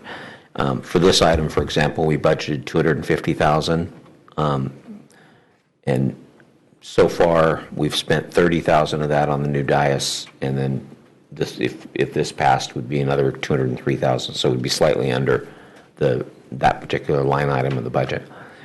On the contingency side, we've spent roughly probably $160,000 on such items as some of the asbestos removal items that we found after the fact, and some, I think we had some issues with some locks and doors. Help me out, Carl. Toilets. Soils, yeah, that's right, the soil removal. We had some issues with, well, we had a water, they caught a in the jail area, some stuff needed to be added waterproofing to make it a little safer, or a little more damage resistant, so to speak. And we agreed to tile a little bit higher. We had set the tile fairly low to the ground, and in some of the bathrooms, we raised that tile set to make it easier to clean. So majority of it was hazardous material, but, lots of little stuff has got us to that number today. So we budgeted $700,000 in contingency. We've spent $170,000 of it. Thank you. So we've spent $160,000 of the contingency money. What was the amount we had? We budgeted $700,000 for contingency. Still a good portion remaining. Yeah. Okay. My biggest concern. I couldn't remember the number, so. Sure, yeah. My biggest concern on contingency at this point, we are, if you haven't been through it, we can take you through. We're far into the project, would be if we find anything underneath the existing police station slab when they go to remove it. We finished all of the in-ground work now on the rest of the building, and that's where the biggest bulk of this stuff came up. So I would assume that would hold true. So when we dig underneath, we remove the slab in the existing PD, will be the next big milestone to see if there's any, problems there, whether we run into more hazardous material disposal or just rock fill that has to be done or whatever. So, Jay? Just a quick clarifier. Including this resolution and including purchases, if I'm hearing you right, even with all that, we're still, at this point, under budget. Correct. Yeah. Cool. Thank you. Yeah. Slightly. $20. Still counts. Any other discussion? I've got one question for clarification. I had someone ask when the first part of this was going to be done. When are the police going to move into the new section? Sure. Proposed. That transition is going to be probably one of the hardest parts of the project, to be honest with you, is making sure that everything works, and we have a month to do it. So right around January 19th, the first phase is done. At that point in time, we get 30 days in the building to move all of the PD into their new facilities, including all the technology that supports them. That's 911, radios, the whole thing. That's going to be a really busy and really tight 30 days. At the end of that 30 days, the contractor gets the site back, and they'll start on the demolishing the existing PD building and turning it into a sally port. So January 19th we're expecting them to be done and turn the building back over to us. We get 30 days to move, and then they get the building back. Now, granted, as you can imagine, that can flex a little bit as we find things. I mean, again, moving 911 and stuff like that is just not simple. We've got to install a brand new system, is what it amounts to, and then train people on their new workstations and get everybody moved. So that's probably the biggest thing that's stressing me out on the project at this point, is just that can we get that thing done in 30 days? We'll move us back at our leisure. So whether that happens at the same time we're moving the PD, I doubt that. We want all of our resources focused on getting them moved smoothly. So we may not move back in until, end of February, first part of March, just to make sure everything's cool in the building before we go get in the contractor's way. Project is due to be completed sometime June, July, I believe. So in other words, the phase 2 part of it. Okay, all right, thank you. Sorry to lengthen things out here. But, okay, any other discussion on this resolution for expenditures for furniture? Seeing none, will the clerk call the roll? Jay? Yes. Bob? Yes. Cindy? Yes. Eric? Yes. Mark? Yes. Kurt? Yes. Nancy? Yes. Okay, resolution 2016-24 passes unanimously, so. The next item on the agenda is Resolution 2016-25, a resolution vacating a 50-foot public access easement and replacing it with a 20-foot private access and utility easement on Lot 10, Section 35, Township 558S, Range 79E, Copper River Meridian. This is parcel 01014-125, located at 919 Sandy Beach Road. I'd entertain a motion to adopt this resolution. So move. Second? Second. Motion's been made by Member Strand, seconded by Member Greger to adopt Resolution 2016-25. Discussion? Who brought this resolution forward, Mark? Who brought this resolution Yeah, forward? is this something that the city brought forward? Is this what we've been talking about, this It's the line? same, yeah, the 50, This- no, No, this one here? change it from 50 to 20 as Chris Right, had described okay. in her map. Okay. drawing there. And this was brought forward by planning and zoning, or this was brought forward by? I'm not sure.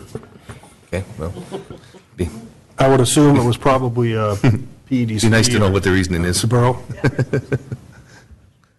Liz Cabrera again. When the borough had the property surveyed, there was some question about whether there was this 50-foot wide public access easement, which may or may not exist on Lot 10. In order to clear it off the books and make sure that it actually isn't there and provide for the presumed private property owner to be able to develop the lot fully, we thought it would be best to extinguish that easement. That makes sense. So it was a borough staff originated proposal to get the property to be as valuable as possible for when it was time to sell it.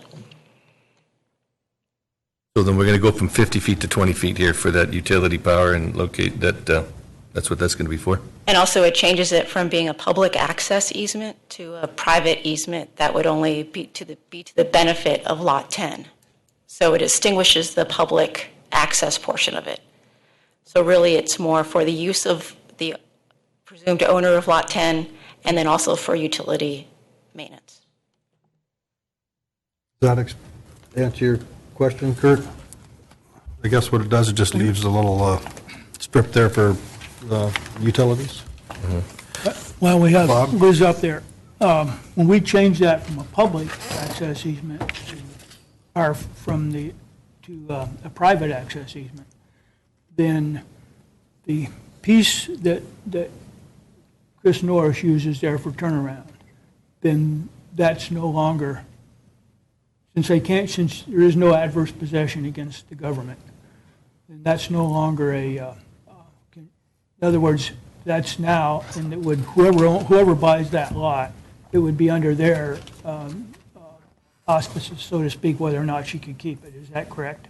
Correct. Yeah, so there would be no legal right for the owner of Lot N to use that portion to turn around in, right? Could that be changed such that that remains a public up to and past her turnaround? Could that remain a public access easement then for that piece? I think what you would, well, and it may or may not be, but just to suggest that what you would want is an easement that's to the benefit of Lot N, right? So the owner of Lot N has the right to turn around in that little turnaround? Yes. Yeah.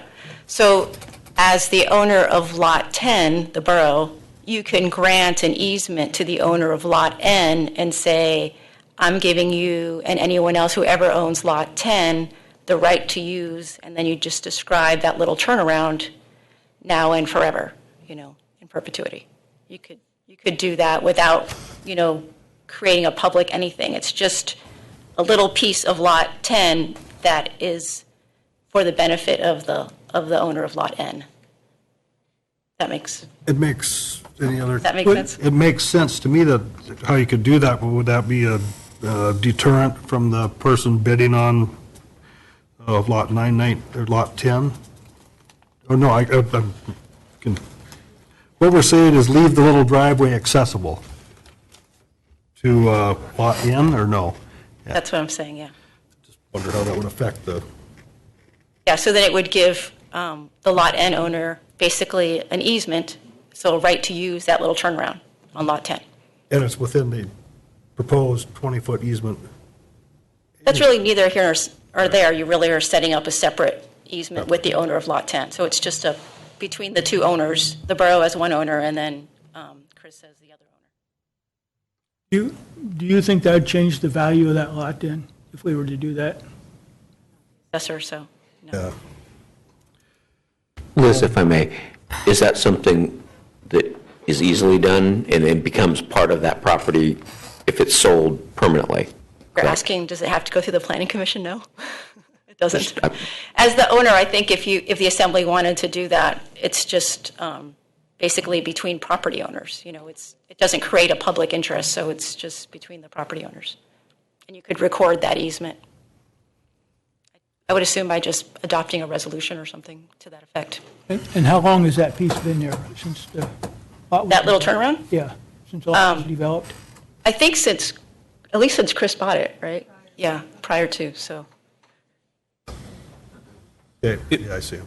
Excuse me? Okay, Liz. And I'm just wondering, do you believe that maybe the resolution that they are looking at right now could just be amended to include this? An option. I see another adjacent property owner has his hand up to speak, and we will give him the same courtesy as we did the other. What are the green strip thing? Well, thank you, Mr. Mayor. Tim Keeneman again. As this process has evolved over time, you have not had the ability to look at all the information that's available. There is no easement across Lot 10. And your staff told me that they checked with the title service, and they don't see an easement across Lot 10. The original easement that went across 10, which was for gravel removal from Sandy Beach Road, and you can find that in the archives in DOT in Anchorage. I tried to obtain a copy of that on 2 different occasions through Juno, and maybe you can get one, but I can't get one. And that original easement was restricted to U.S. Survey 3276, not Lot 10. So you're vacating an easement that doesn't exist. And I don't know how you do that legally, but maybe there's a way in our code, our convoluted code, to do that. The other issue, I would say, is one of fairness. If you're going to accommodate the use of part of Lot 10 for one, then I believe I can come up with very valid uses for part of Lot 10 for removing dangerous trees on my side. So I guess what I have to do is come to you with a resolution to do that in the near future. So thank you. Thank you, Tim, for your comments. Any other discussion? Or is there, this land, we did vote to put it up for auction, and the adjacent property owners can bid on the lots as well as anybody else that desires to. So the only thing, I'm so confused, and I'm sure the public is, but my understanding is whether we're vacating or creating a public access, that is required to be able to build on this property. Otherwise, it is a flag lot without public access to a proper road, correct? And I believe that's in our code.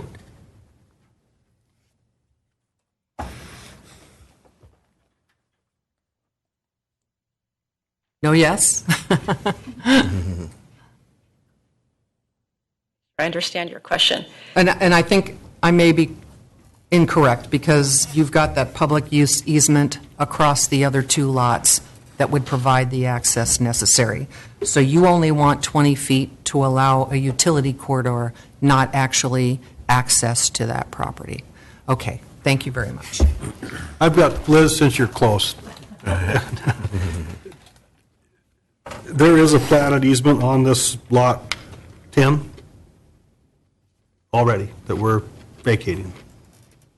Lot 10 was created by the federal government, so there originally isn't like a subdivision plat or anything. So when we had the lot surveyed, the survey 3276 creates a public access easement 100 feet wide. The middle of that easement is that property line between Lot 10 and the lots to the south of it. Okay. So when the surveyor looked to see if the easement had been vacated, we couldn't find anything where it had been vacated. I had the title company search to see whether that easement existed. They found nothing. So the only record we have is the field notes, basically, from this U.S. Survey 3276. So the advice of the surveyor was to vacate it to clear up any perceived that may or may not be there.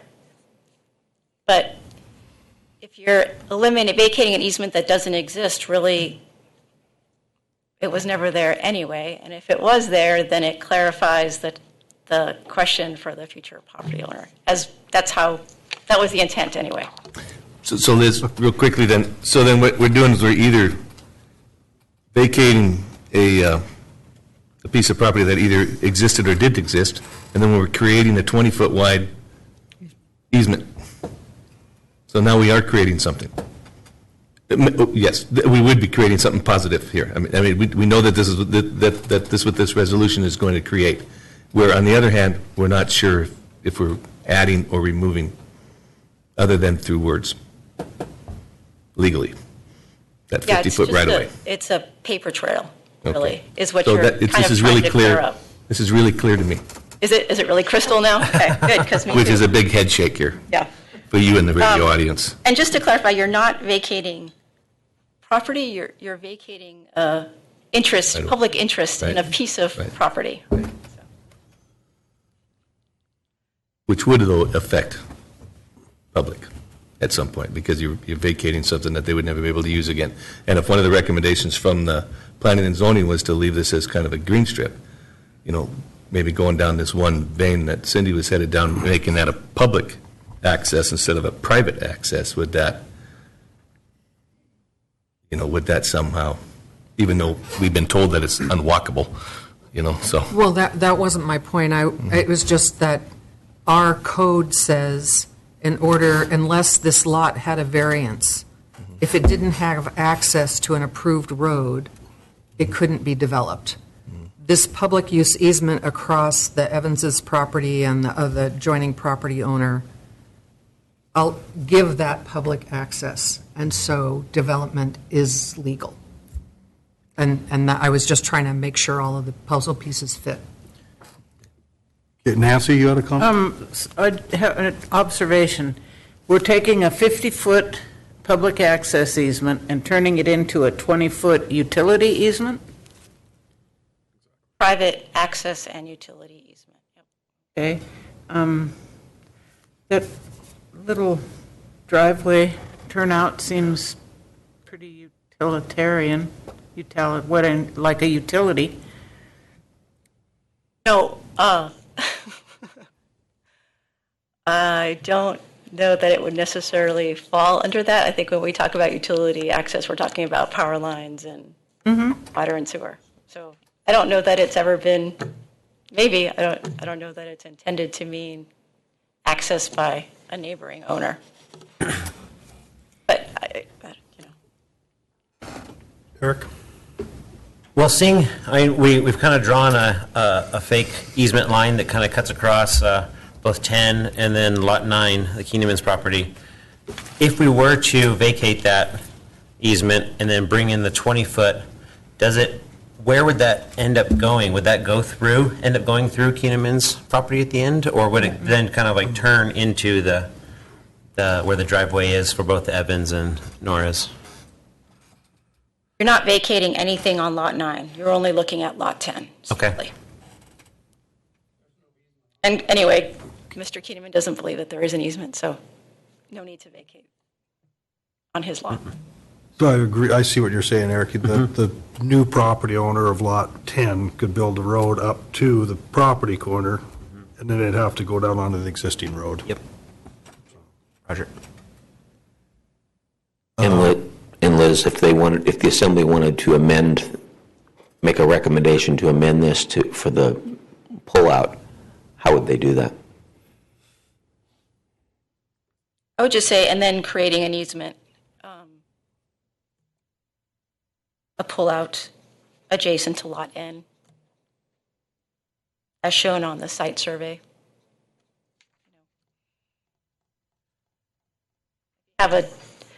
Normally we would have a size, so we can kind of guesstimate what that size would be of the easement. They actually have to have, We probably would put something like this attached to it so that we could show, when we recorded it, so we could show exactly where that turnout is. And make it clear that that turnaround is for the benefit of Lot N, the owner of Lot N. And then we have to remember that the owner of Lot 9 also said that, he would like to have it modified to be able to remove trees, too, to hazard trees, so it might get complicated. Nancy? One more question. A person using that turnout for 42 years can't claim it from a municipality? No. Can they claim it from the new property owner? Believe Under adverse possession statute? Mm-hmm. I believe under adverse possession, you need to be using a piece of property blatantly without permission for 7 years before you can claim it. So it would take 7 years after it was bought by a private person for someone to... Yeah, and she'd have to use it without permission. So if the new property owner said, sure, you can use it, then that gives her permission to use it, but then that property owner could revoke that at any time. So to keep it intact as a right to that property owner, it's better, for this property owner and future property owners, if that's the intent, then you want to do that through an easement. All very clear, I'm sure. Okay, any other questions of Liz? Did you want to address that? Okay, do you want to say anything about that or no? No, I'm good. Thank you. Yeah. So the motion on the floor is to vacate a 50-foot public access easement on parcel 01014-125 located at 919 Sandy Beach Road and replace it with a 20-foot private access and utility easement. And that's, we have had no formal amendments, so we will be voting on the main motion as presented. If there's no other comments. Clerk, call the roll. Mark? Yes.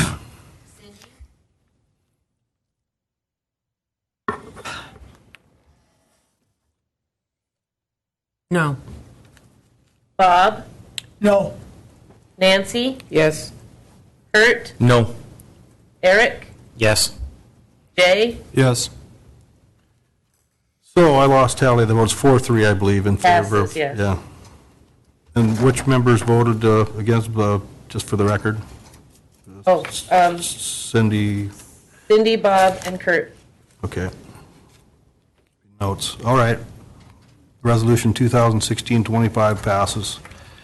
Now, next item on the agenda is the discussion of Entrance Island, Kupernoff, and Papke's Landing docks. I'll entertain a motion to start the discussion on the borough's position on those acquisitions. So move. Second. The motion's been made by Member Walhuter, seconded by Member Lagadakis. So everybody, I think, has received the latest letter from the state. I've been going back and forth with Mike Lucian from DOT, just informally, not taking any action, and just mentioned the fact about, I asked him pointedly if we could transfer the ownership of Kupernoff, or if the state could, the Kupernoff facility to the city of Kupernoff, and he said yes, but it'd be complicated. And then in the last paragraph of his letter, he said that, gave some kind of a scenario how we would take over, Papke's and Kupernoff, and then the borough would keep the ownership. Mr. Mayor, Yeah. I'm sorry for interrupting. I think that we need a better motion to start discussion, because this isn't just about discussion. You either need to make a motion to accept or, and second, and then discuss. Sorry. Okay, maybe we should have had it worded better in the resolution, the caption here, where, so, okay. I'll entertain a motion to move forward with the acquisition of the Entrance Island, Kupernoff dock, and Papke's dock from the state of Alaska. And I'll rescind my first, and I'll still move this one. Is there a second? I will second. Okay. I'll rescind mine and do the same. Kurt and Cindy have motion. And Thank you, I apologize. Anyway, back to my train of thought here. So we've been going back and forth with Mr. Lushkin, and just like the information that our manager kind of received from William from Department of Corrections, the state's trying to, in my opinion, make us kind of take these over, which, I think they're beneficial to the area for sure. I'm just trying to find his last letter so I can read it so the public has a copy of it. So anyway, he goes through the scenario of us taking the ownership, transferring it to Kupernoff, just for them to operate it and maintain it, but the borough would actually ultimately still have ownership of it, which, if you ask our insurance carrier, would make us liable if anybody was hurt on there. But then he says, if the borough is interested in the above compromise, then we are unlikely to force the borough into an all-or-nothing deal, i.e. that the borough has to also take the entrance island float in order to get the Papke's float. I think the compromise offers everyone a lot. So that's part of the discussion we've had, just to let everybody know. So now, any discussion? Cindy? Is there anything that prevents us, after taking possession of the Kupernoff dock, to transferring it to Kupernoff? If I'm not mistaken, with the information I've read, currently at this time, it's not allowed by our code. Cindy, or Debbie, can you? That's true. We do have to do a charter amendment, which needs to go before the voters. It needs to be on a ballot. Right, and my understanding is we have that charter amendment. We need it anyhow to be able to transfer other things to Kupernoff, et cetera. Correct. So, and that's And we already do have a in- draft ordinance that was written by our attorney in July, I believe it is, and there's just been so much going on that it has not come forward to you yet, but it can at any time, I believe. And then that wouldn't happen until the election in 2015. Correct. Unless we have, but there's, yeah, okay, not to say we couldn't work that into the agreement to take ownership, and then if, we change that. Jay, sorry. No, you're good. And if I'm understanding it correctly, also Kupernoff also needs to change their charter to be able to receive. They did. Which they have already They've done that. Got it, cool. Good deal. Okay. Mark, on that letter that you've got, that's a very good letter. I can interpret it about 4 different ways that he sent us. Is your interpretation that we, with that letter, that we would not have to take Entrance Island and they would still be willing to give us $700,000? That dollar value hasn't been talked about between us for a while, but he did mention in a conversation in the past that if we decided not to take Entrance Island, it might go back to the original offer of $500 and some thousand, but that's not to say that the borough couldn't go along with Steve's scenario. Right. Ask them for, for instance, $1.2 million, and then take it, and then split it between, and not take Entrance Island, but who knows what their response is going to be. We need to come up with some kind of an answer to the state and a counter offer, I think. Yeah, no, I agree. But I thought he left in that very last letter that he had sent you, that you forwarded, that I can read that about 3 different ways. But one of them is that they would be willing to keep money up, even with us not taking it. But that's just one interpretation, as I say, of that. Yeah. And I'm not advocating it, so. So any other discussion? Then what we need to draft some kind of a response. For purposes, let me see if I'll take the 2 easier ones first. Entrance Island, I do not believe we should take. I think that it would cost us a couple $100,000 just to demolish it if we took it. It doesn't buy us anything, and we're still down to $500,000, no matter what we do. That would be my first. Kupernoff, I believe Kupernoff should have the right to do with that dock because it serves their interests. And they should be able to manage it. They should be able to do whatever they want to with it. And so my intent would be for them to take it either directly from the state or that we, as a borough, transfer it to them with a bill of sale to give it to them. I'll stop there and see where everybody else is at. Nancy? I was under the impression that if we took them, we had to maintain them for public use in perpetuity. They have to stay in public use because they were constructed with federal and government dollars. So they can't turn it over to a lodge or it has to. Right. So how can we tear one of them out? Well, you can, but you have to notify them. If we took ownership, the state was saying that you don't have to ask their permission if we own it, but they would like to know, and you have to go through the proper disposal of the remnants, or whatever you want to call it, with DEC. So, does that, so you understand it, Steve? That's kind Correct. of, Yeah. I understood it. No, go ahead. No, go ahead, Jay. I guess to put it simply, on those two pieces alone, nice, linear, I'm with you. That'd be, there's more variables than I feel like I can keep track of in my head to get to that point. But yes, if they fell into place, I think it's a good start. It might be useful for the assembly to whittle this down, take Bob's two issues, vote on them, get them on the record, and then move through this. I agree. That's what my intention of was putting this on the agenda as an action item, was to get a response from the borough to DOT, and then see, because we've got till January 1st till they take the offer off the table unless they extend it for the funding. Nancy? And I think before we take over, especially Papke's, we need to make it clear that we're only taking the float. We won't have the tidelands, we won't have the uplands, we won't have the ramps, that it's only the float that we're accepting.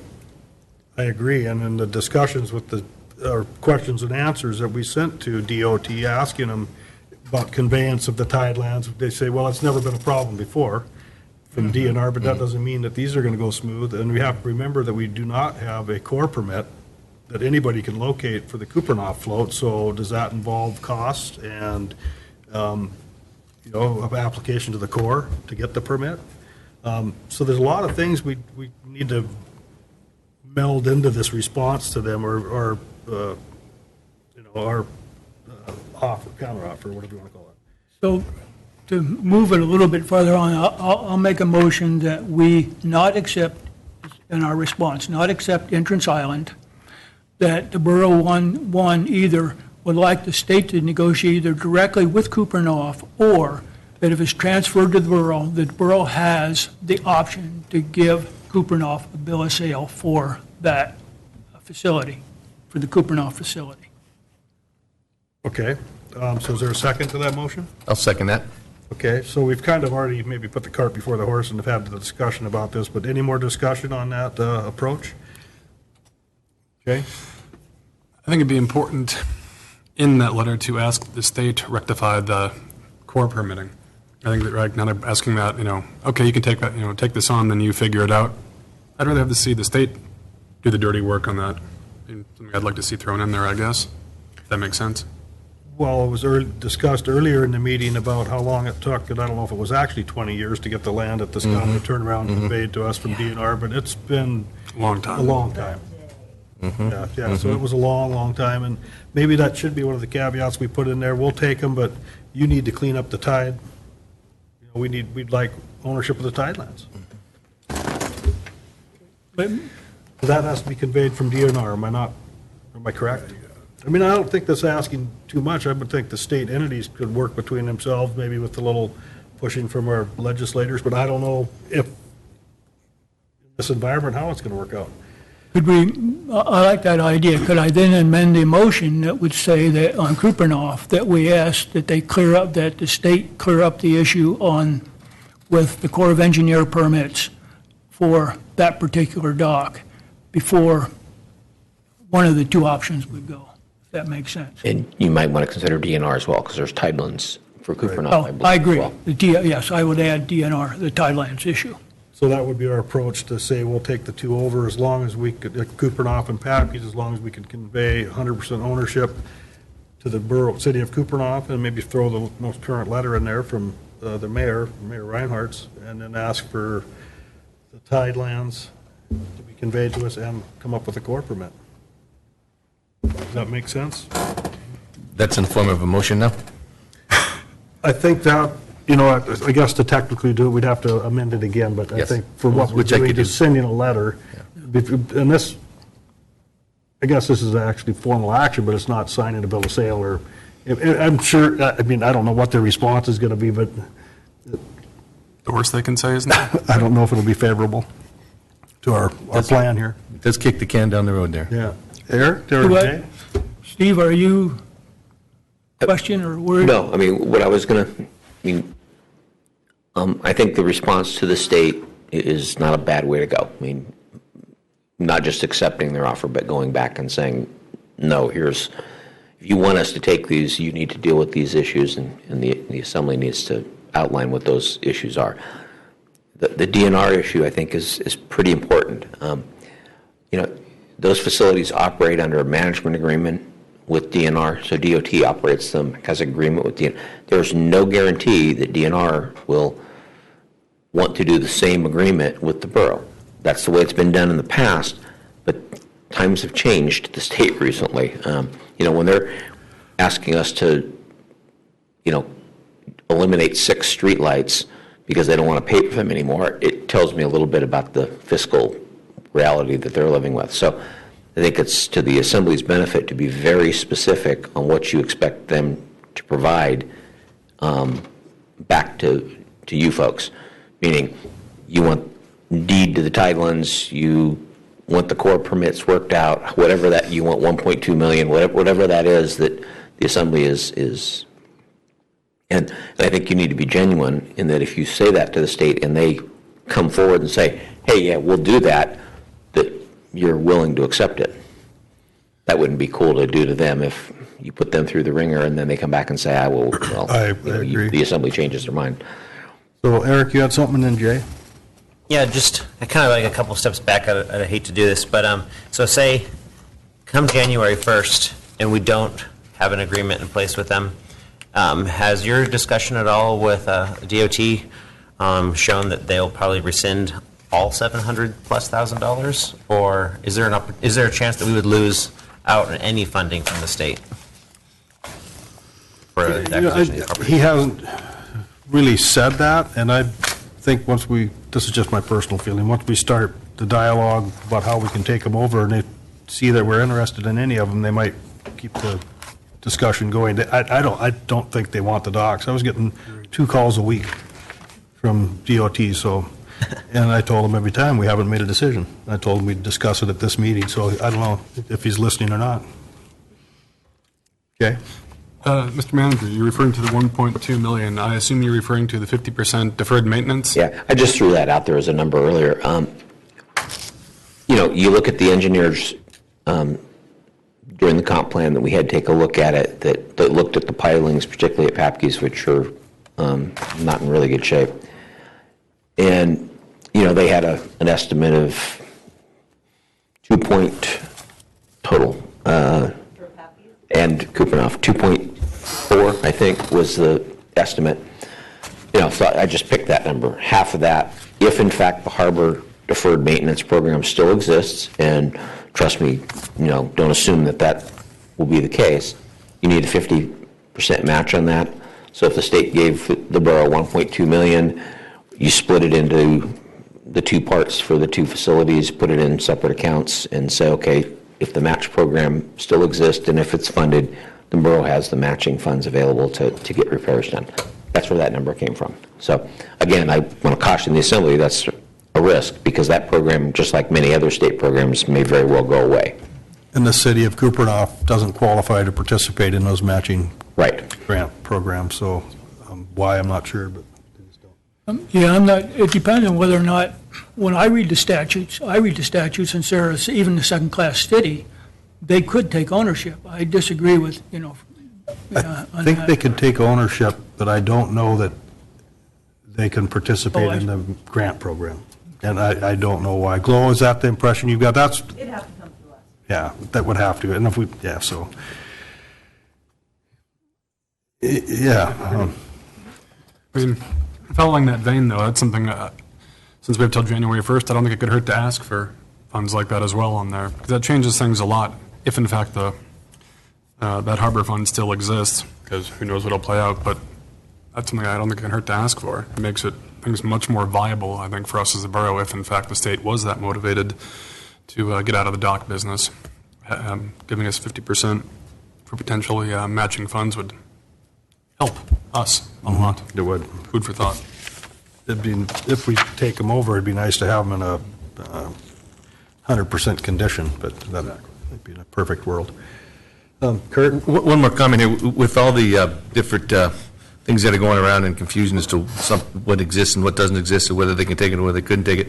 Would it be better if we just kind of tabled this one and we come back at the next meeting with an actual resolution that we can agree upon? Or do we want to amend, make a third amendment to what's already been amended? I mean, I was just wondering where we want to go with that. Well, I feel now that we have a motion on the floor without, you can only make a couple of amendments to an motion before you have to mix it, but maybe just, I think we're just compiling a response, and I think we need to respond and get, their rebuttal back, which I don't think is going to take long.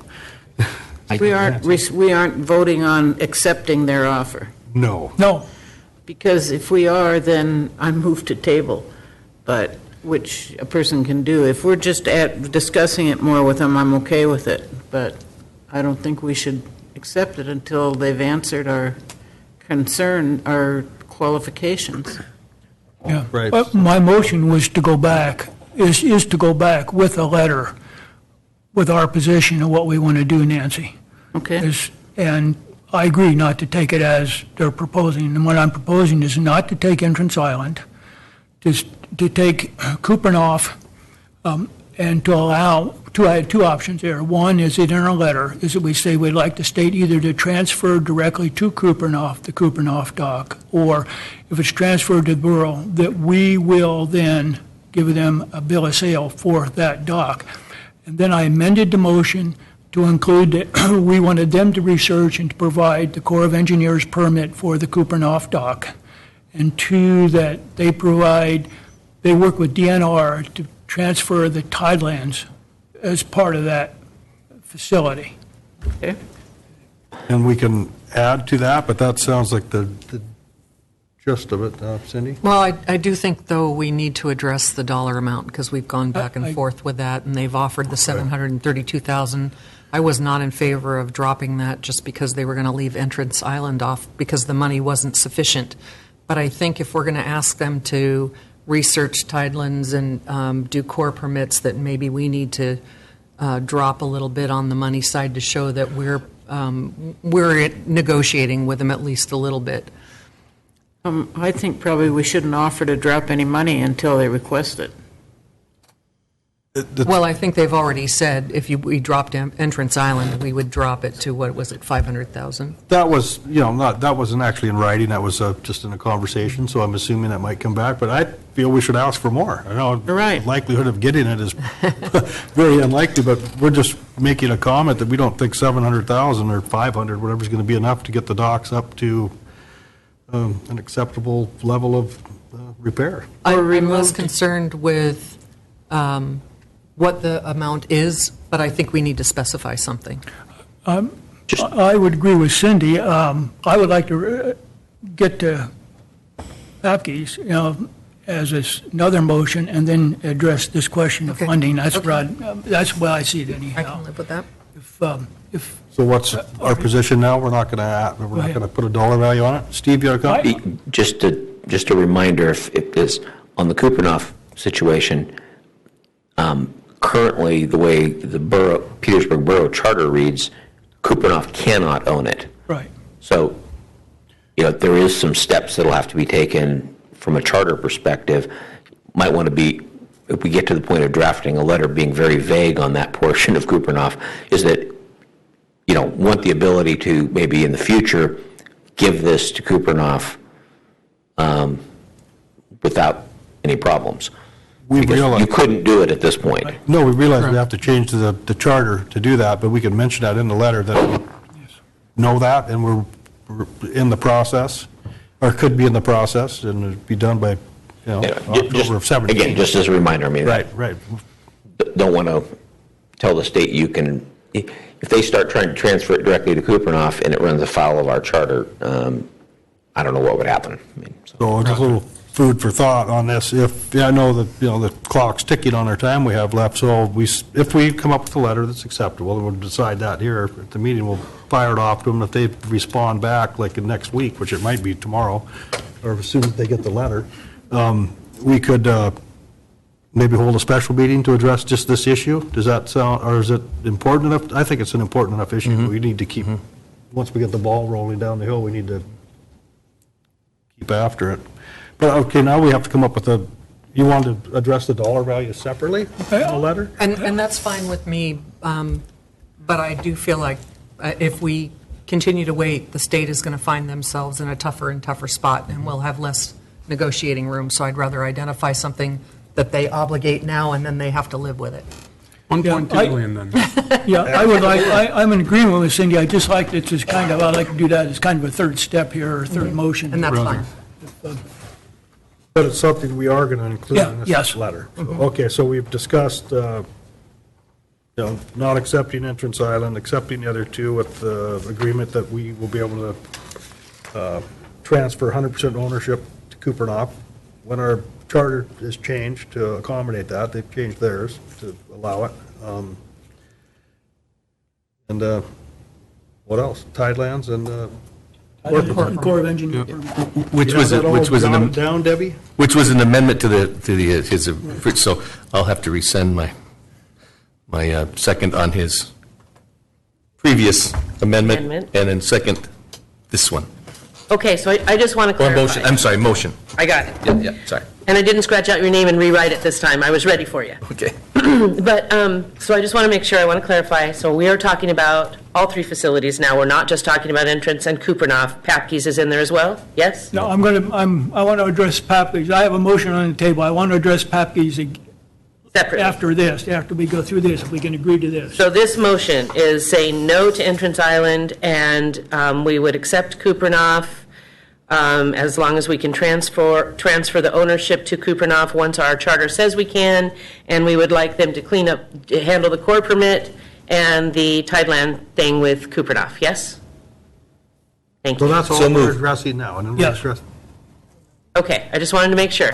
And we'll put money in there afterwards, Bob? Yes, I have another. All right, we'll tie it all together later, I guess. Okay, okay. So it's, okay, so if we're going to do it in this formal fashion, and we've got, what, 2 amendments so far? No, we're still just working on this one because no one seconded the second amendment. So we did re-put the motion out there, just like you said, just Papke's and Kupernoff. Or Entrance Island. Entrance Island, Kupernoff. Kupernoff, so Okay. with the. If we can agree on this, then I'd like to move on to Papke's and then move on to funding. Okay, we could, if that's the method we're going to use, we'll just, okay, so I guess we'll vote on. Amendment number 1. The amendment to change it to that. Okay, call the roll, I guess. I thought we'd just have discussion and draft up a letter, but. Okay. That's a resolution. Nancy? Yes. Mark? Yes. Kurt? Yes. Cindy? Yes. Bob? Yes. Jay? Yes. Eric? Yes. Thank you. Okay, so that amendment's passed. Now we're back to the main motion, right? So do we have to vote on the main motion, or are you going to modify it? I probably modify it. Well, are we not going to make another amendment? I would like then to address Papke's is the next one. Well, if we're going to address, Go ahead. excuse me for a minute, if we're going to address All these will be in separately, we should.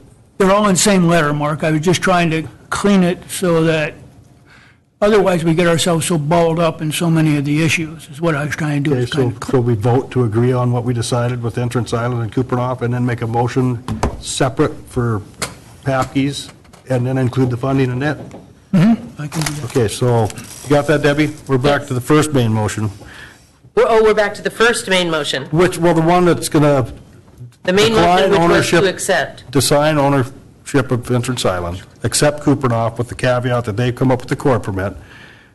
The Tidelands, they work on the Tidelands transfer from DNR, and that's. Mark, that's what we just voted on. That was the amendment. Voted on, yes. Right, we just voted on the amendment, right? No, yep. I'm confused, as you can tell, because now we're going to go back and talk about answering their question for just one entity, one facility, but that's. Well, all of them have issues, Mark, as I see it, with Tidelands, with DNR involvement, with Corps of Engineers involvement, and so forth, and they're all different. And if we talked about them all, or the reason I made the motion for the first two is I think we had we can get those out of the way. Well, I want them all in this, I'd like to see them all in the same letter, I'm with you. I would just like to kind of confine my discussion to one of those, because Papke's is the one that's going to be the real issue, I think. Mr. Mayor? It might be a little bit messy, but I think maybe what Member Lynn would like to do is dealing with them separately. So the First Amendment's been voted on. Now he'd like to make a second amendment and talk about that and vote on that. And if there's going to be a third one, and then go back and vote on the original motion, which was to accept. Does that make sense? Sure. Okay, so we have someone that's going to make another amendment to the main motion. All right. I understand. I want to talk about Papke's now, and then I'm going to open it. Before I make a motion, I want to open it up. Papke's is the one that kind of gives a heartburn to everybody that wants to talk about it. And since I'm one of the users, as Mr. Kensinger says out there, I have some nodding acquaintance with it. I think it's time we look into Borough. You know, the Harbor Board, I'm sorry, I'm going to disagree with my colleague to my right here, has a long time, had 6 months to help weigh in on it. Haven't done it. I think it's time we move on, and I think it's time we look at a new, what I'm going to call a new model here in the Borough. Papke's Landing is kind of complicated. It's got the dock. The dock is DOT, is controlled by DOT. There's a Tidelands permit underneath that, it's DNR. There is the drive-down ramp, the facility, the parking area itself, both that's being used and the parking area that's would be to the north of it, is all DNR. I've heard some people say, no, that's mental health. No, that mental health trust transferred that to DNR, so it's all DNR, all that area. And they have ownership of it. There is nothing. Excuse me, I'm just trying to get Kurt's attention. He's mentioned he had to leave for the doctor's appointment. I'm not trying to get him out of the meeting. Thank you, Mark, for bringing it to my attention. Sorry. I'll be right at 3 things. Okay. So what we have is we have multiple ownership there, and we as a borough bought 3 lots there, or 2 lots, I'm not, at any rate. So we have multiple ownerships there. The state right now does absolutely nothing there. That dock, other than the money they think that the locals have provided there and the work that's been done has all been done by local volunteers. Money has been provided by the people out there. And I'm not, I don't even want to get into that part, but my model is that we've got to resolve the overall ownership.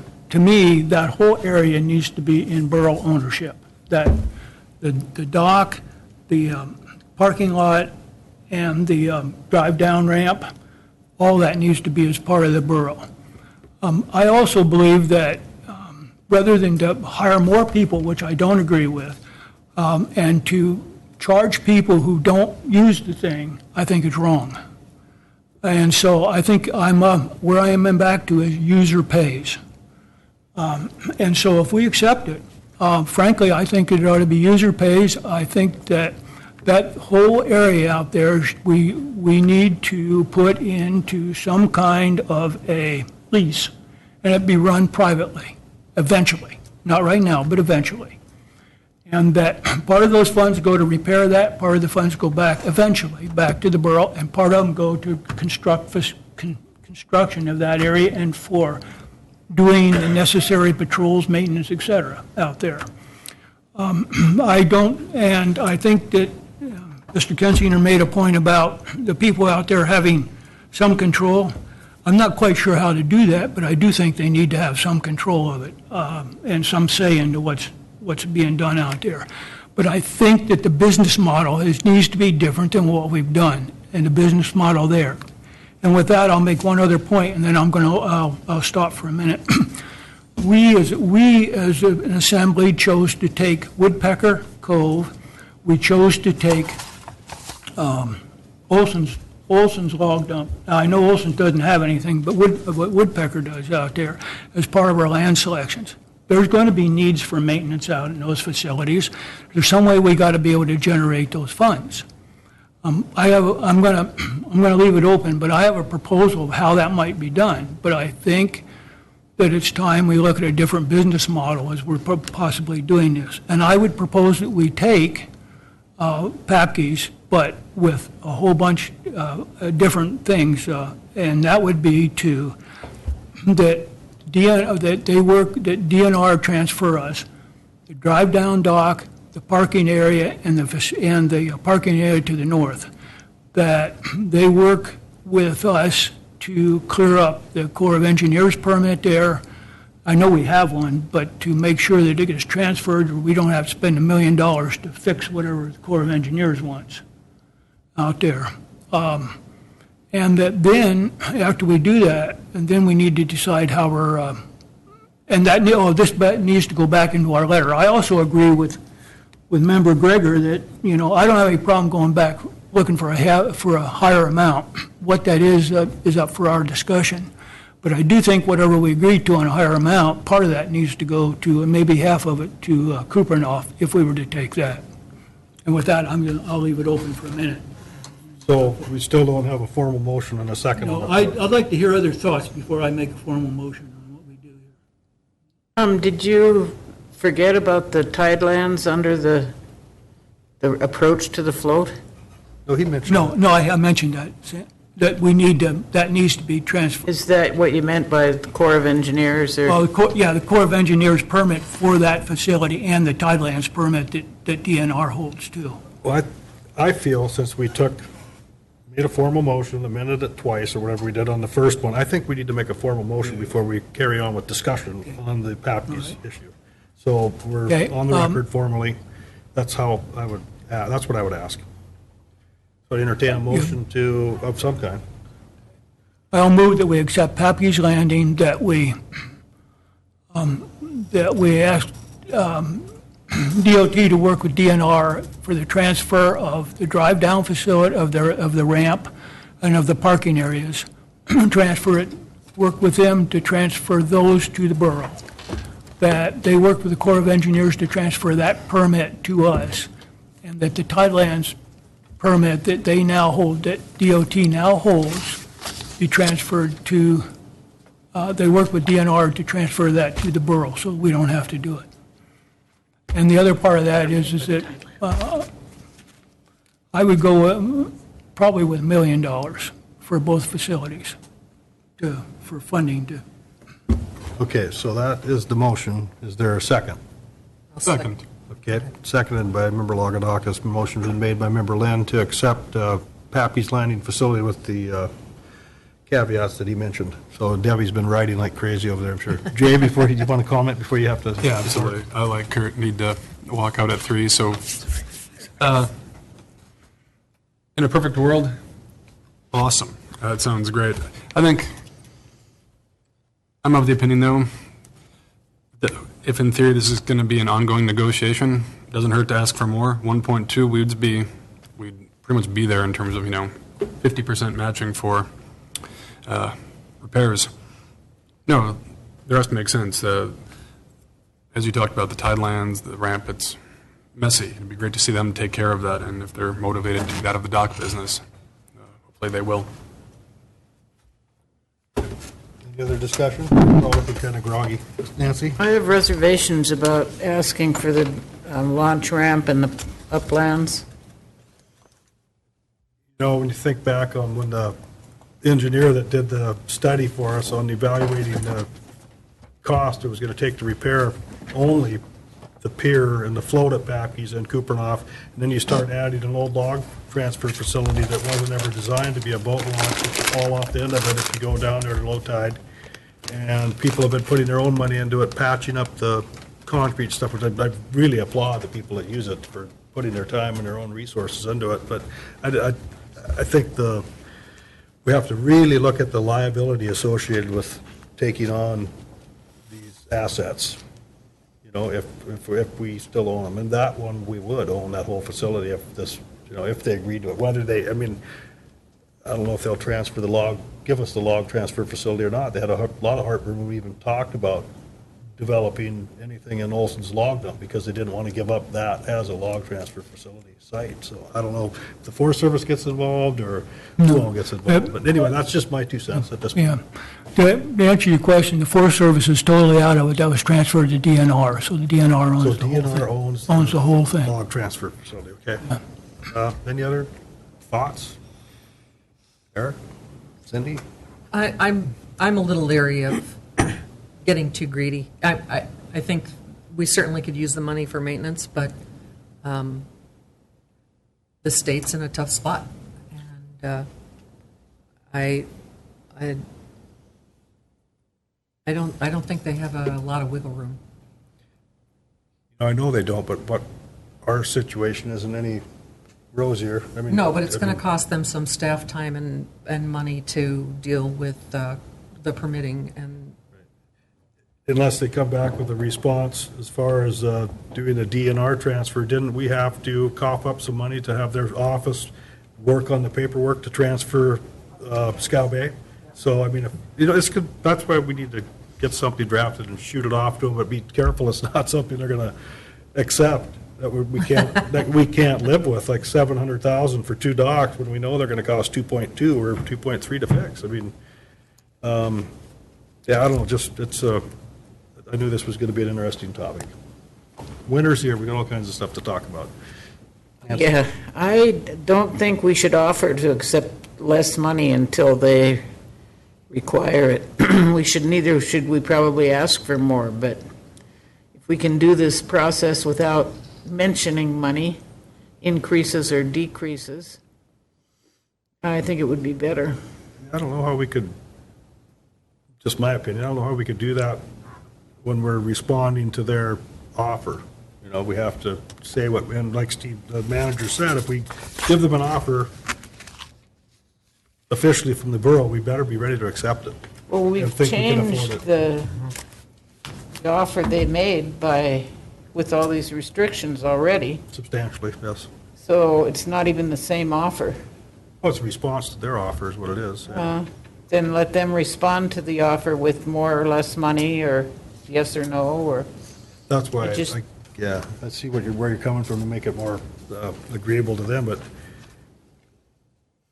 you know, the $500,000 figure that Mr. Lucian threw out, if we didn't take Entrance Island, that is not even half of enough in the matching grant program to get one facility up to standards as far as the engineer proposed. And then, you know, there's other ideas out there that, well, some gentlemen, I don't know who they are, the brothers built this nice, beautiful steel dock down the Narrows a ways, but they don't have to build it to a certain standard. They don't have to pay Bacon Davis wages, and, you know, and I'm sure they have a liability, but they've got fences on their dock to keep people off. We don't.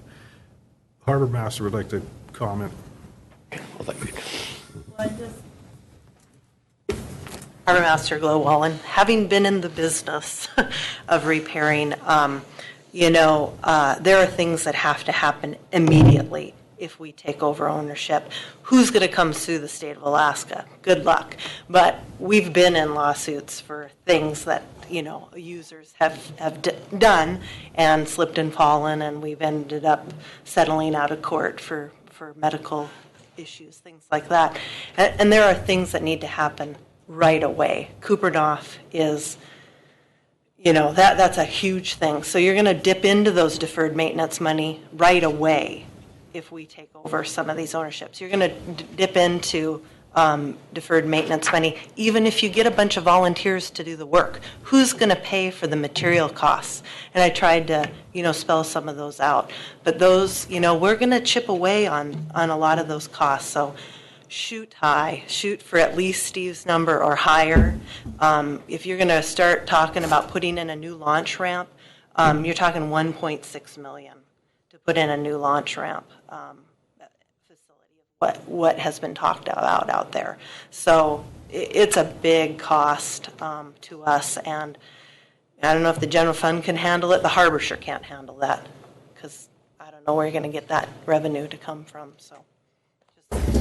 Well, you might want to stick. I've heard people say, well, on the launch ramp, we could get grant money for that, like we did for the South Harbor launch ramp.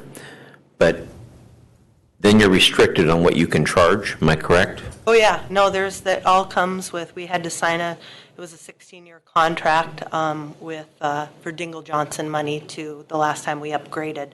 And that was they came in, I think it was $700,000 on a partial rebuild of the South Harbor launch ramp. And yeah, we have to adhere to whatever we agree to with the state at that point for a particular sunsetted time.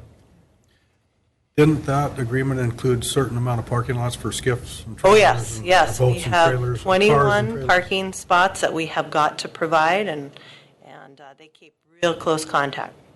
That's sports fish money. Yep. There's a lot of Rings. Yeah, it's one of the questions I think the Assembly needs to kind of wrestle with, which is, I've heard ideas about, local associations, charging people. I'm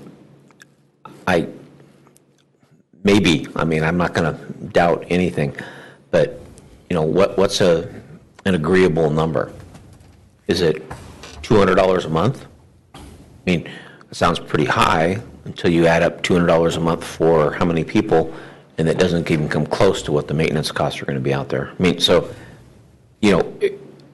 not to try to belabor this whole issue, but the cost of maintaining that facility at Papke's in particular is going to be, it's not just a few hammers and nails. The other piece of this is, and we got some clarification on that, yes, we can use volunteers to do work. Somebody's got to buy the materials, and the work that's done has to be held to the same standard that we would use in one of our existing harbors. We have no choice on that. It becomes a huge liability issue if we don't.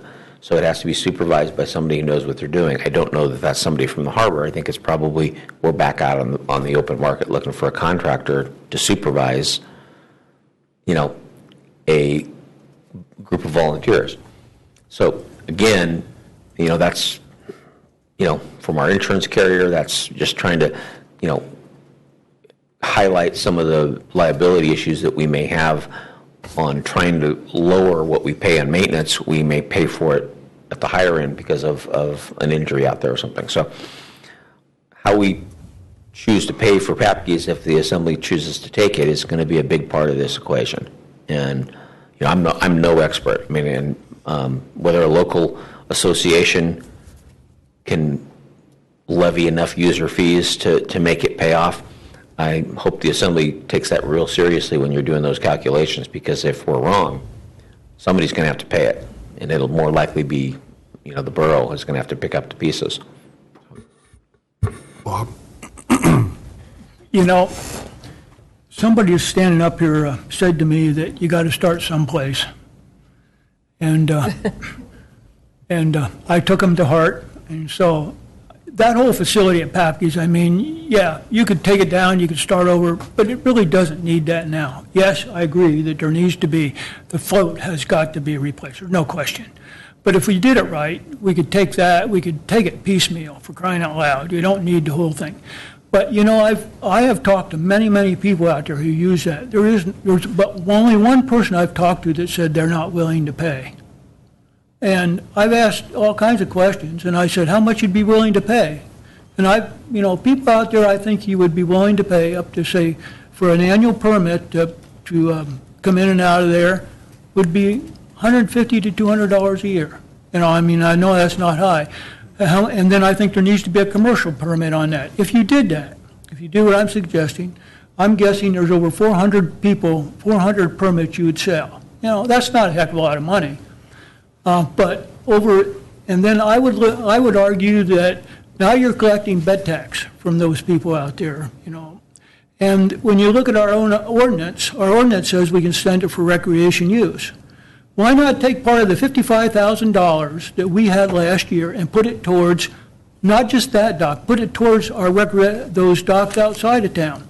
If you did that, Steve, if you did what I'm suggesting, and if I'm anywhere near right, and you invested it 1.25%, of which is what ours is, and within 6 years' time, you'd have about $500,000. If you waited 9 years, you'd have $1 million, and in addition to what you had. And I'm not advocating to do this overnight. I'm advocating it over time. That things are going to change, and it need to work. But you got to start someplace, as I see it. No argument on that. But let's take transient room tax that you brought up. It's currently allocated for other things. So what you're suggesting is we take that money away from, was it the Chamber of Commerce today? And the museum, and allocate it for these docks. In other words, I just want to be really open.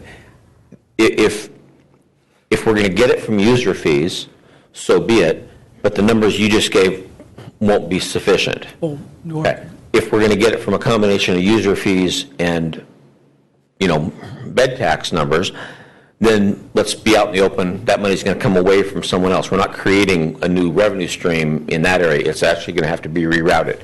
But that's fine. That's up to the assembly to make that decision.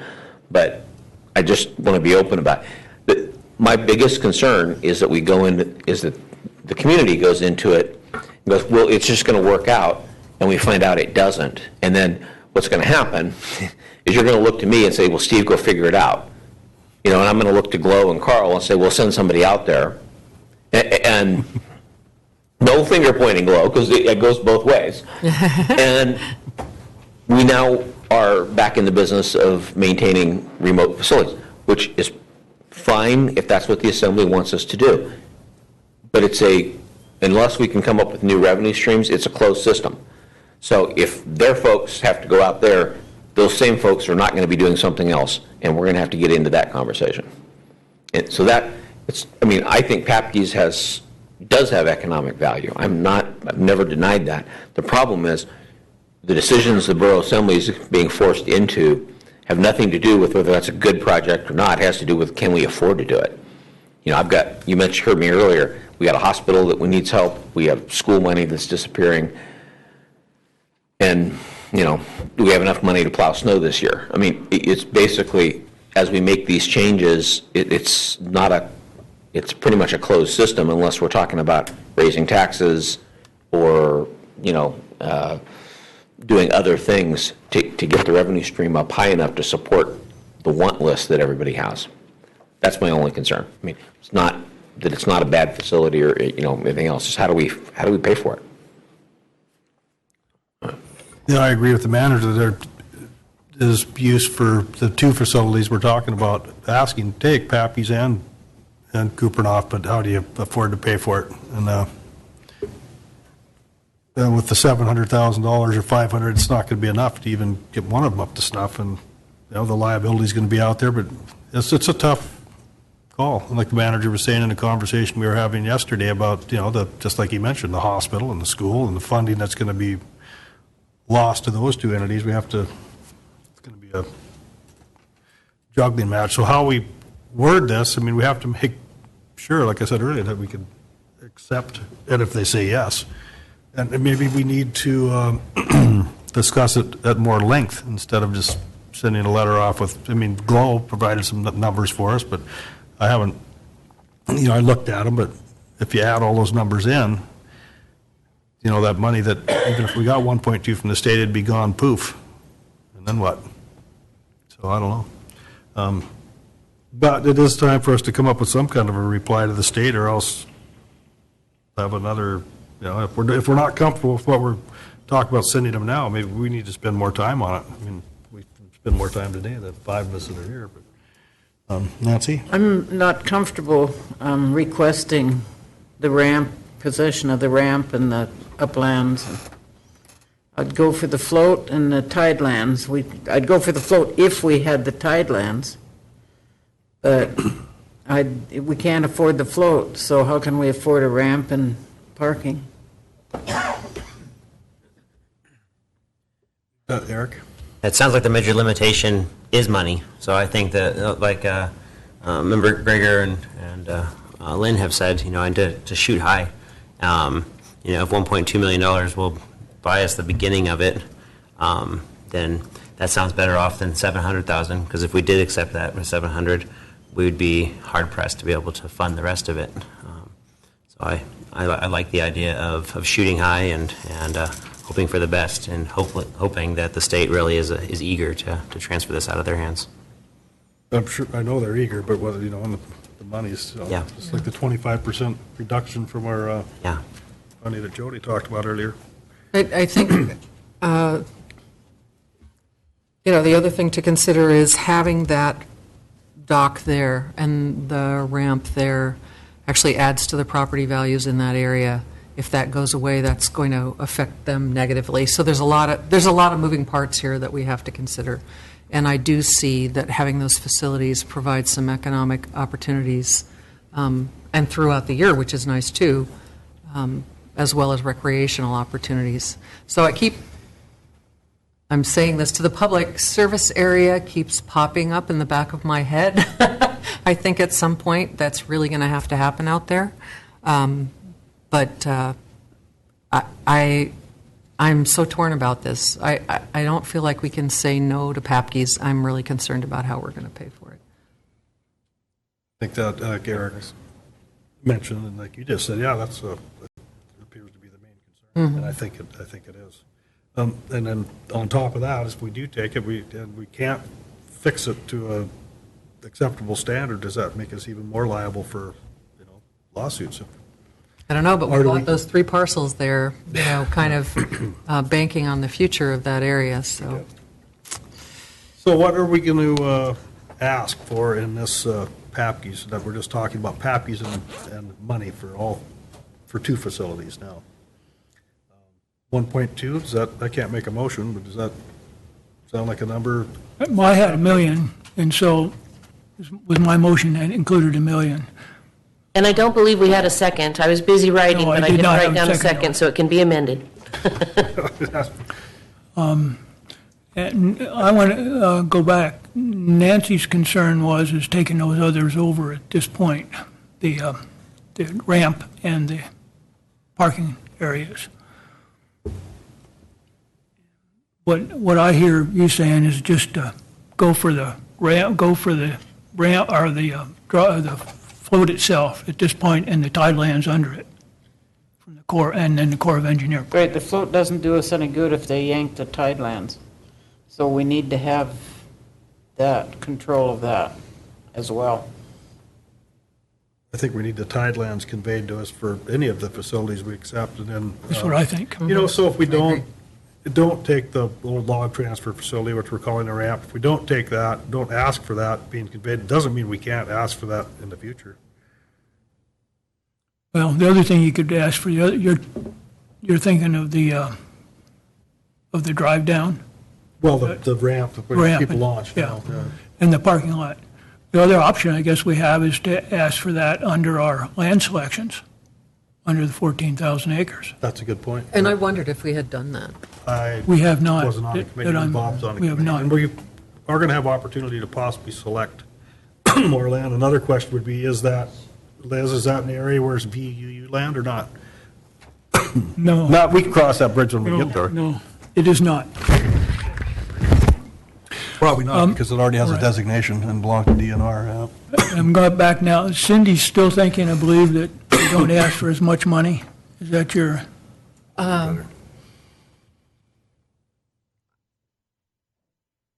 If we're going to make an offer, I want it to move forward. So I don't want to nix it, but I also am very concerned about the total dollar amount.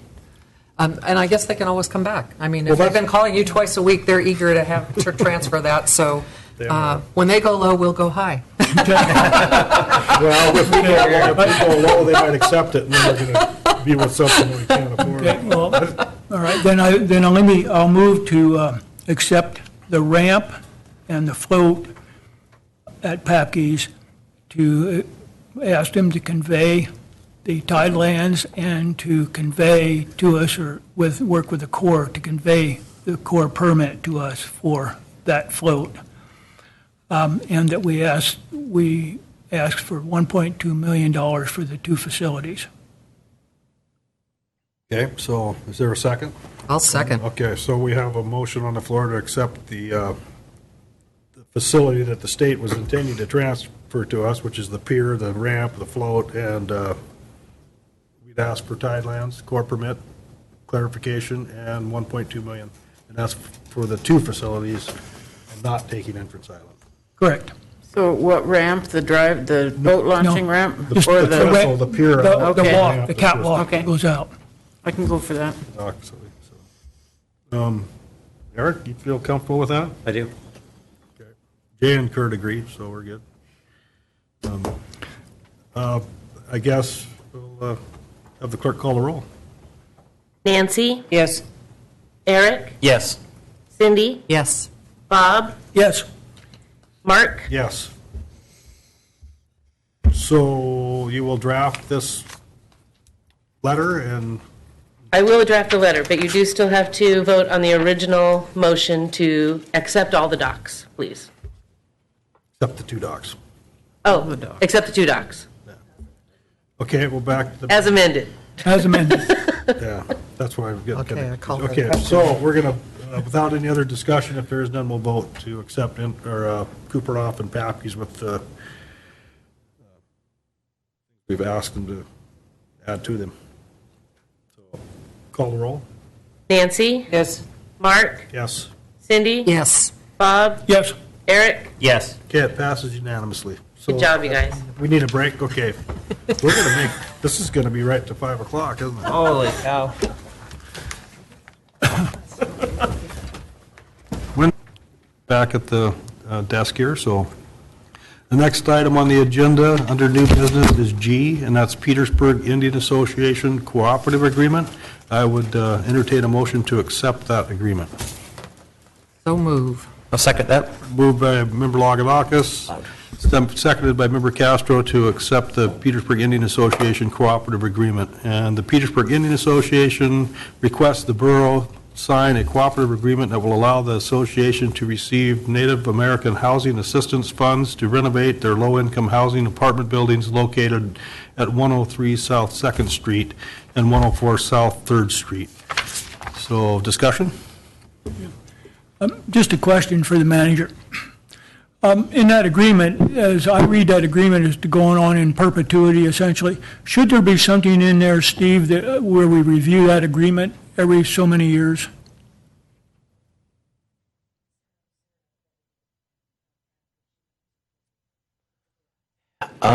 We need to ask. I mean, we had the attorney review it, and she didn't throw that in, but we could definitely go back and ask. In other words, ask PIA. I don't know if that's a factor of their funding, meaning, you know, that they want something, the government agencies that are providing their funding, you know, don't want to see limits on for long distance, forever. I don't know. We would have to ask them. Yeah. Well, my question was, you know, if they lose their funding or there's circumstances, then that agreement's still, but we ought to be able to go back and to change, you know, later on if their circumstances are there. That's where I was thinking of about a review or something to. You know, for those in the room who may not, with this, one of the key elements of these agreements are such that is that they don't pay property tax. Now, it's one way, particularly here in Alaska, where housing is so expensive, it's to try to make there an encouragement for people to do in very low-income housing so that there's a safe place for people to live. The tribal groups have access to these kind of funds that a little more readily than we do. And so, you know, it helps them by, so that's why the funding agencies are asking for that. They want to make sure that they're, that's in that place to say, hey, fine, we're not going to fund this because the borough's not going to be charging them property taxes. But as far as a review of the contract, I'd have to ask. I just don't know. Is this a time-sensitive situation? Could we table it and get the answer to that question and address it at the next meeting? Steve? Oh. But there is an exemption in our property tax code that states that we will not charge property taxes for low-income housing and that is owned or managed as low-income housing by the Alaska Housing Finance Corporation under AS blah, blah, blah, or by a regional housing authority formed under AS 18.55. And I think PIA works with a housing regional finance corporation for this. So I think it just exempts them from property taxes anyway. Agreed, but back to Bob's point, I don't know on the time. Yeah, I don't know if it's time sensitive. And would it make any difference, do you think, Steve? I mean, I'm not trying to make, but I don't think the use of that property is going to change. But I mean, I don't think it's hurts to ask them. I should have thought it ahead of time, but we can go back. I know they want it. They actually were hoping to bring this agreement before their board tonight. Oh, so it is time sensitive, if in their regard. I don't know how time sensitive. I don't know what it will mean if they don't. Nancy? Is this an agreement we've had with them before? It is not. It is an agreement that they found out should have been in place when they got the last money from the Alaska or Native, whatever it is, Native American Housing Assistance. And so it was brought to their attention that this needed to be completed. So the first draft of this agreement that we got was sent to the attorney, and the attorney completely revamped it. And I sent it back to PIA, and PIA made a couple changes, and the attorney said, yeah, okay, those couple changes are okay, and here we are. So this is just to guarantee that they still get the funding for... Correct. This agreement has to be in place in order for them to receive the funding. Yeah. Any other discussion? And it doesn't cost us anything. Right. Clerk, call the roll. Mark? Yes. Nancy? Yes. Eric? Yes. Cindy? Yes. Bob? Yes. Thank you. Okay, moving on to the next item. We have approval, it's item 16-306, approval of the fiscal year 2018 budget calendar and fiscal year 2018 budget policies and the community service questionnaire to go along with the people that we, ask for grants, so that we are asking them to fill out a questionnaire. I'd entertain a motion to approve these three items. So move. Second. Moved by Member Lynn, seconded by Member Castro to approve these three items that I just mentioned. Discussion? I'm excited to see this. I think that the community service questionnaire will be a benefit to us come budget time. I think so. It'll clarify a lot of issues ahead of time instead of addressing it at that time. Yeah. This is the same thing we do every year, right? I don't know that we had a questionnaire like this formal, did we? Sorry. Well, we added some stuff to it, if I remember. We had a questionnaire last year. It was kind of after budgets went out, and we decided to revamp it this year. I've made changes per some of your emails. This has been sent out to the assembly prior. I left some things in that some other assembly members asked me to remove because another assembly member asked me to put that in. So now's the time to change it if you want to change it or discuss any of the questions. I looked it over and didn't see, anything that raised a red flag with me anyway.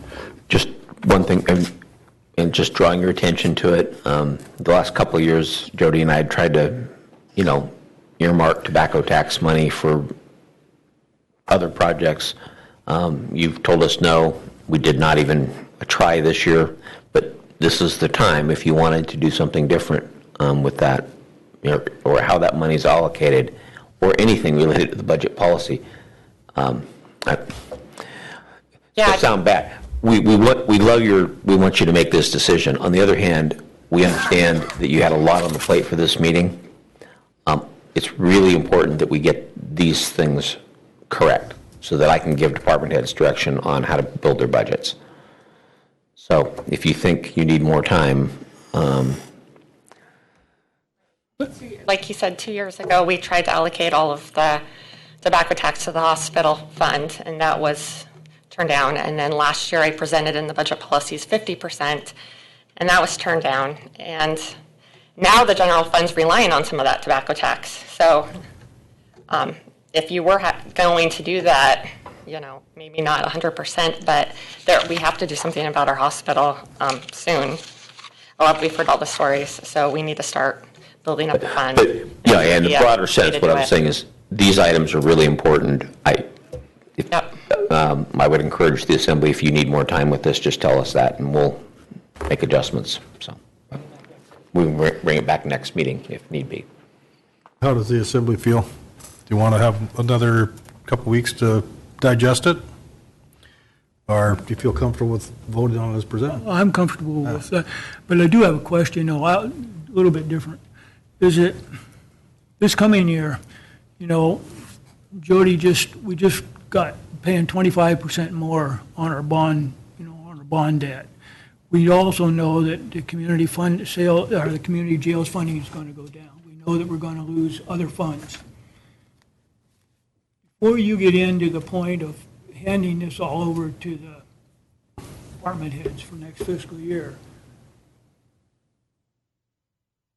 would it be helpful to go through with the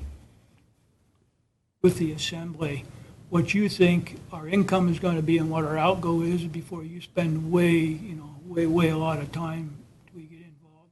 I mean, I just... Sure. And I appreciate the question. The problem is we have no idea. My guesses are as good as anybody's, I suppose, but reality is until the state starts their session and actually decides on things, we have no idea. We don't know what they're going to do. Lieutenant Governor was here and, was optimistic that the legislature has to deal with Alaska's fiscal realities. I'm glad he's that optimistic. But, that can change. I mean, the governor at one point made the statement that, his budget, lacking anything done by the legislature, will get rid of all on-behalf payments. Okay, for example, PERS, instead of paying 22%, we would pay 100%. Okay, that's a number I can't even anticipate. I mean, that hits the hospital, that hits the school. I don't want to put department heads through an exercise when it's such a huge unknown. I mean, what we can do is we get them started on it. The budget policy that's in front of you gives enough latitude for them to start on it. And honestly, we'll probably end up approving a budget at some point that you're going to have to come back and amend once the legislature finally agrees on what they're going to do. And that's probably the easiest thing for us, rather than trying to anticipate stuff that we have no way of anticipating, really. So you're thinking right now to come in underneath or at where you were this year? Is that your thinking, or what? We purposely reduced community jail and community revenue. For example, we got 500 and something thousand in community revenue sharing. We budgeted 330,000. I mean, so we're making some adjustments internally and then doing a budget based upon that. We're assuming that we're not going to get secure rural schools, so that the payment will come out of the fund, as an example. We're assuming our PILT payment from the feds is going to be the same, when in fact we've actually been told it might go up. So we'll assume the lower number on purpose. PERS, we're going to assume no change just because I honestly don't know how to deal with it if they raise it without absolutely major cuts in places. And what are the other ones we worry about? Community jail, I think we'll get the 173 that we're getting now. I just don't know how far into the future we'll get it, or what that means. We may get 173, but find ourselves being parole officers here. Well, and the reason why this calendar is in front of you now is because we're starting our budget process now. I'm going to email out spreadsheets to all the department heads, and they're the ones that are going to know and crunch their numbers for their departments and know exactly what their expenses, what they need. We can't do that for them. I mean, that's part of their job. Yeah. And so when they need to turn them in is February 15th, and then we will put something together and we'll present it to you, and then that's when we start having work sessions and talk about things, and maybe we'll have a little bit better idea of where the state's at, and hopefully. Well, they'll be in session for a month before you even get the stuff back from the department head, so that maybe we'll have a better picture of the state's position. Maybe not. I just want to make a couple comments. One, I see that we have the restriction for within state travel for borough employees unless they need to get relicensing or certification, and I appreciate that. I would like to amend the motion to approve this by deleting item 10 on the community services questionnaire. I think there's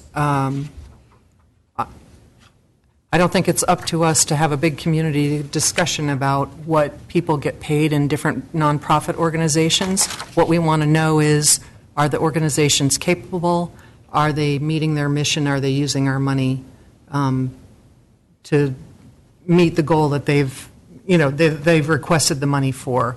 I think that this could go off on a tangent that we really don't want to be the referee for, and a lot of nonprofits don't even have paid salary folks, so it's a very unequal conversation. So I am making the motion that we drop that off of the consideration for the community questionnaire. Otherwise, I'm okay with the rest of it.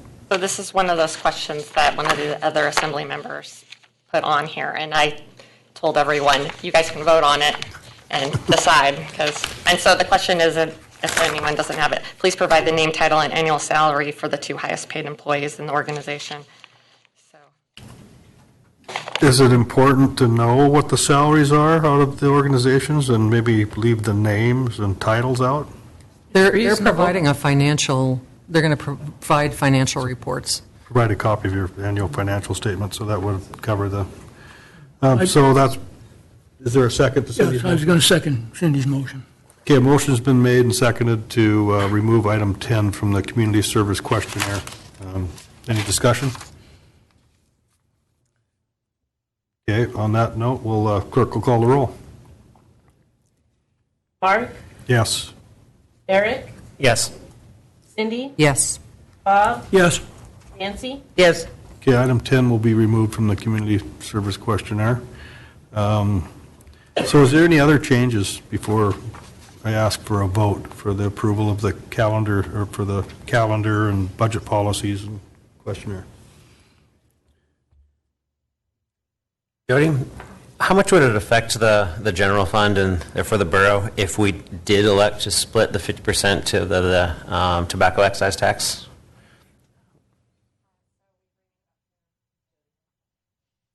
Sorry.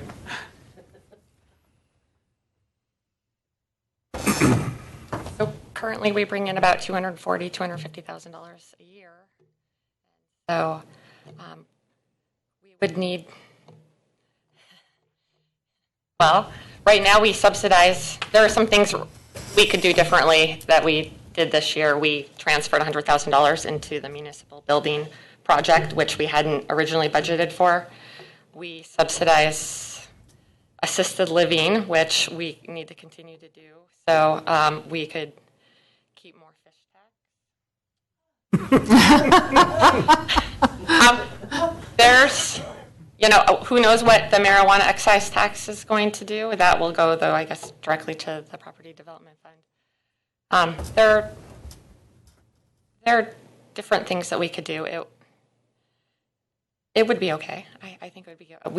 I feel like we need to start doing something.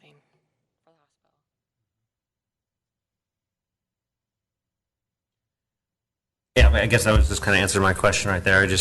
Initially, it was my very first meeting back in October, and I ended up voting for 100% of the tobacco excise tax to go to the general fund, and I was kicking myself ever since then, because that's the reason I didn't vote for it, is because I didn't realize that I saw that it was just going to the general fund, and I like that. So, well, and if we put in that policy, that gives direction to Steve and I of what you want to do, and we will try our best to do it. And the budget goes in front of you, and if you don't like it, we change it. So this is the opportunity to change the allocation of the excise tax For the budget? for the Yes. 17-18? Yes, correct. Okay. So are you going to So make a this would be motion to that effect? So I make a motion then to reallocate that funding from the tobacco excise tax, 50% toward some hospital development fund for a much-needed renovation or replacement, and then the other half going to the general fund. I second. Okay, motion's been made by Member Castro, seconded by Member Lagadakis to restrict the use of the tobacco tax, for lack of the proper term, to 50% to the general fund, 50% to a fund dedicated to the hospital. Is that correct? Any discussion? Clerk, call the roll. Nancy, do you have your hand up? No. Okay. Bob? No. Nancy? No. Mark? Yes. Cindy? Yes. Eric? Yes. Okay, the motion fails 3-2. So I don't see why that can't be brought back up when we have a full assembly. Is that correct? Okay, so now with that amendment failed on the proposed budget policies, is there any other changes before we, okay, will the clerk call the roll on the main motion to approve fiscal year budget calendar, budget policies, and community service questionnaire? Nancy? Pardon, what is the question? Main motion is amended for the two items. We're voting on the calendar or Yes. the policies? Okay. Thank you. Bob? Yes. Cindy? Yes. Mark? Yes. Eric? Yes. Okay, the approval of those three items passes unanimously. And there's a little clarification on this next item, 16-307, approval to sell a portion of Lot 14, which lies within the runway protection zone right-of-way to the Alaska Department of Transportation and Public Facilities. And to sell land, we have to do it by resolution. So I believe the clerk's going to present this to us at the next meeting in the form of a resolution, so. Yes, I apologize. So is that acceptable to the Assembly? I guess that we have to. Yeah, I do have a question. I can't tell from this chart or map or whatever, this drawing, where this is exactly. Just on the north end of the runway, or Liz, quick description, please. Kind of across the street from the dog park, if that helps you. Well, but where? Across the street from the dog park. Towards your house from the end of the runway? Right. They go right over my head, and they're look at it worried this about way. airplanes crashing there? You have to look at it like Sandy Beach Road here, Right here, Cabin Creek Road this way, Hagen Uh-huh. Drive here. right, Yeah, dog park over here. right. Yep. There's So Sandy Beach right Park. here? Yep, right here. And it's not the whole parcel, it's just, Are we going to sell it to them? $8 million. We'll have it next time, huh? It's not selling the property, it's selling an easement. Oh, no. Sorry. Okay, it's selling an easement, which allows DOT to go in there and clear trees that might be too high to prevent any development on that lot that could impede landing of aircraft. So if you read, they have a draft easement in there, and so it kind of reads what it gives them the right to do on that property. But it's not actually selling their property, it's just selling an easement. and that's $7,500 one-time fee, or is it an annual? No, it's just the one time. Just for your information, I did run the property past the assessor, and that lot has a covenant on the deed. So when the city got it from the state, the deed specifically says that that property can only be used for public recreation. So it's not like we could just develop it into whatever or sell it off and allow someone to develop it. So if it was used for something outside of public recreation, we would have to revert it back. It would revert back to the state of Alaska. So the value of it is not very high based on that. And so the assessor said that if we were to get more than $5,000, then we were doing well, so I guess we're doing well. Okay, that clarifies the fee. All right, so we'll address that at the next meeting. We're going to get some of the discussion out of the way. Next item on the agenda is 16-301, and this is an approval of a letter of support for Alaska Airlines providing essential air service to Petersburg as well as other small communities. I so move. Second. Is there a second? Second. Okay, moved by Member Lagadakis, seconded by Member Lynn to approve this letter supporting essential air service. Any discussion? Clerk, call the roll. Cindy? Yes. Eric? Yes. Mark? Yes. Nancy? Yes. Bob? Yes. Okay, next item on the agenda is communications, and we have received a letter from WAVE, from their chairperson, Leah Stanton-Greger, and Annette Wooten, executive director, thanking us for the funding last year that helped them get going, and now they've received a large grant, which will help them into the next 3 years. So thank you for the letter. Next item on the agenda is Assembly discussion items, and is there any recognitions? That's item A. I have a recognition. Okay.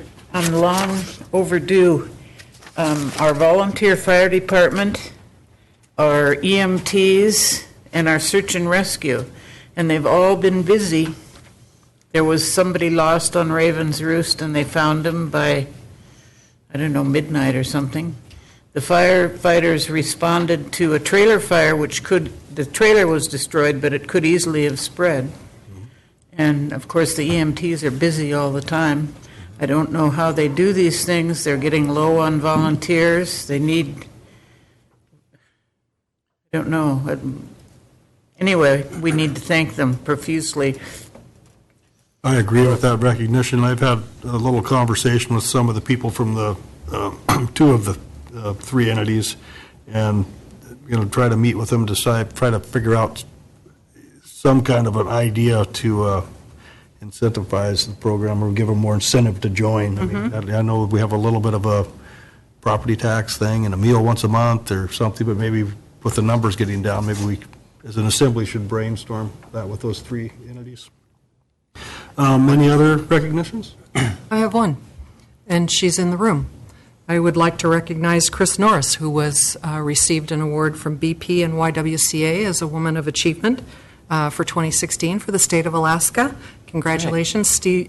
Chris has been involved in any number of boards around the state and also locally, including the Nature Conservancy, Alaska Community Foundation, and the Petersburg Community Foundation, and also works for Icicle Seed Foods. And so thank you very much for your community and your statewide efforts.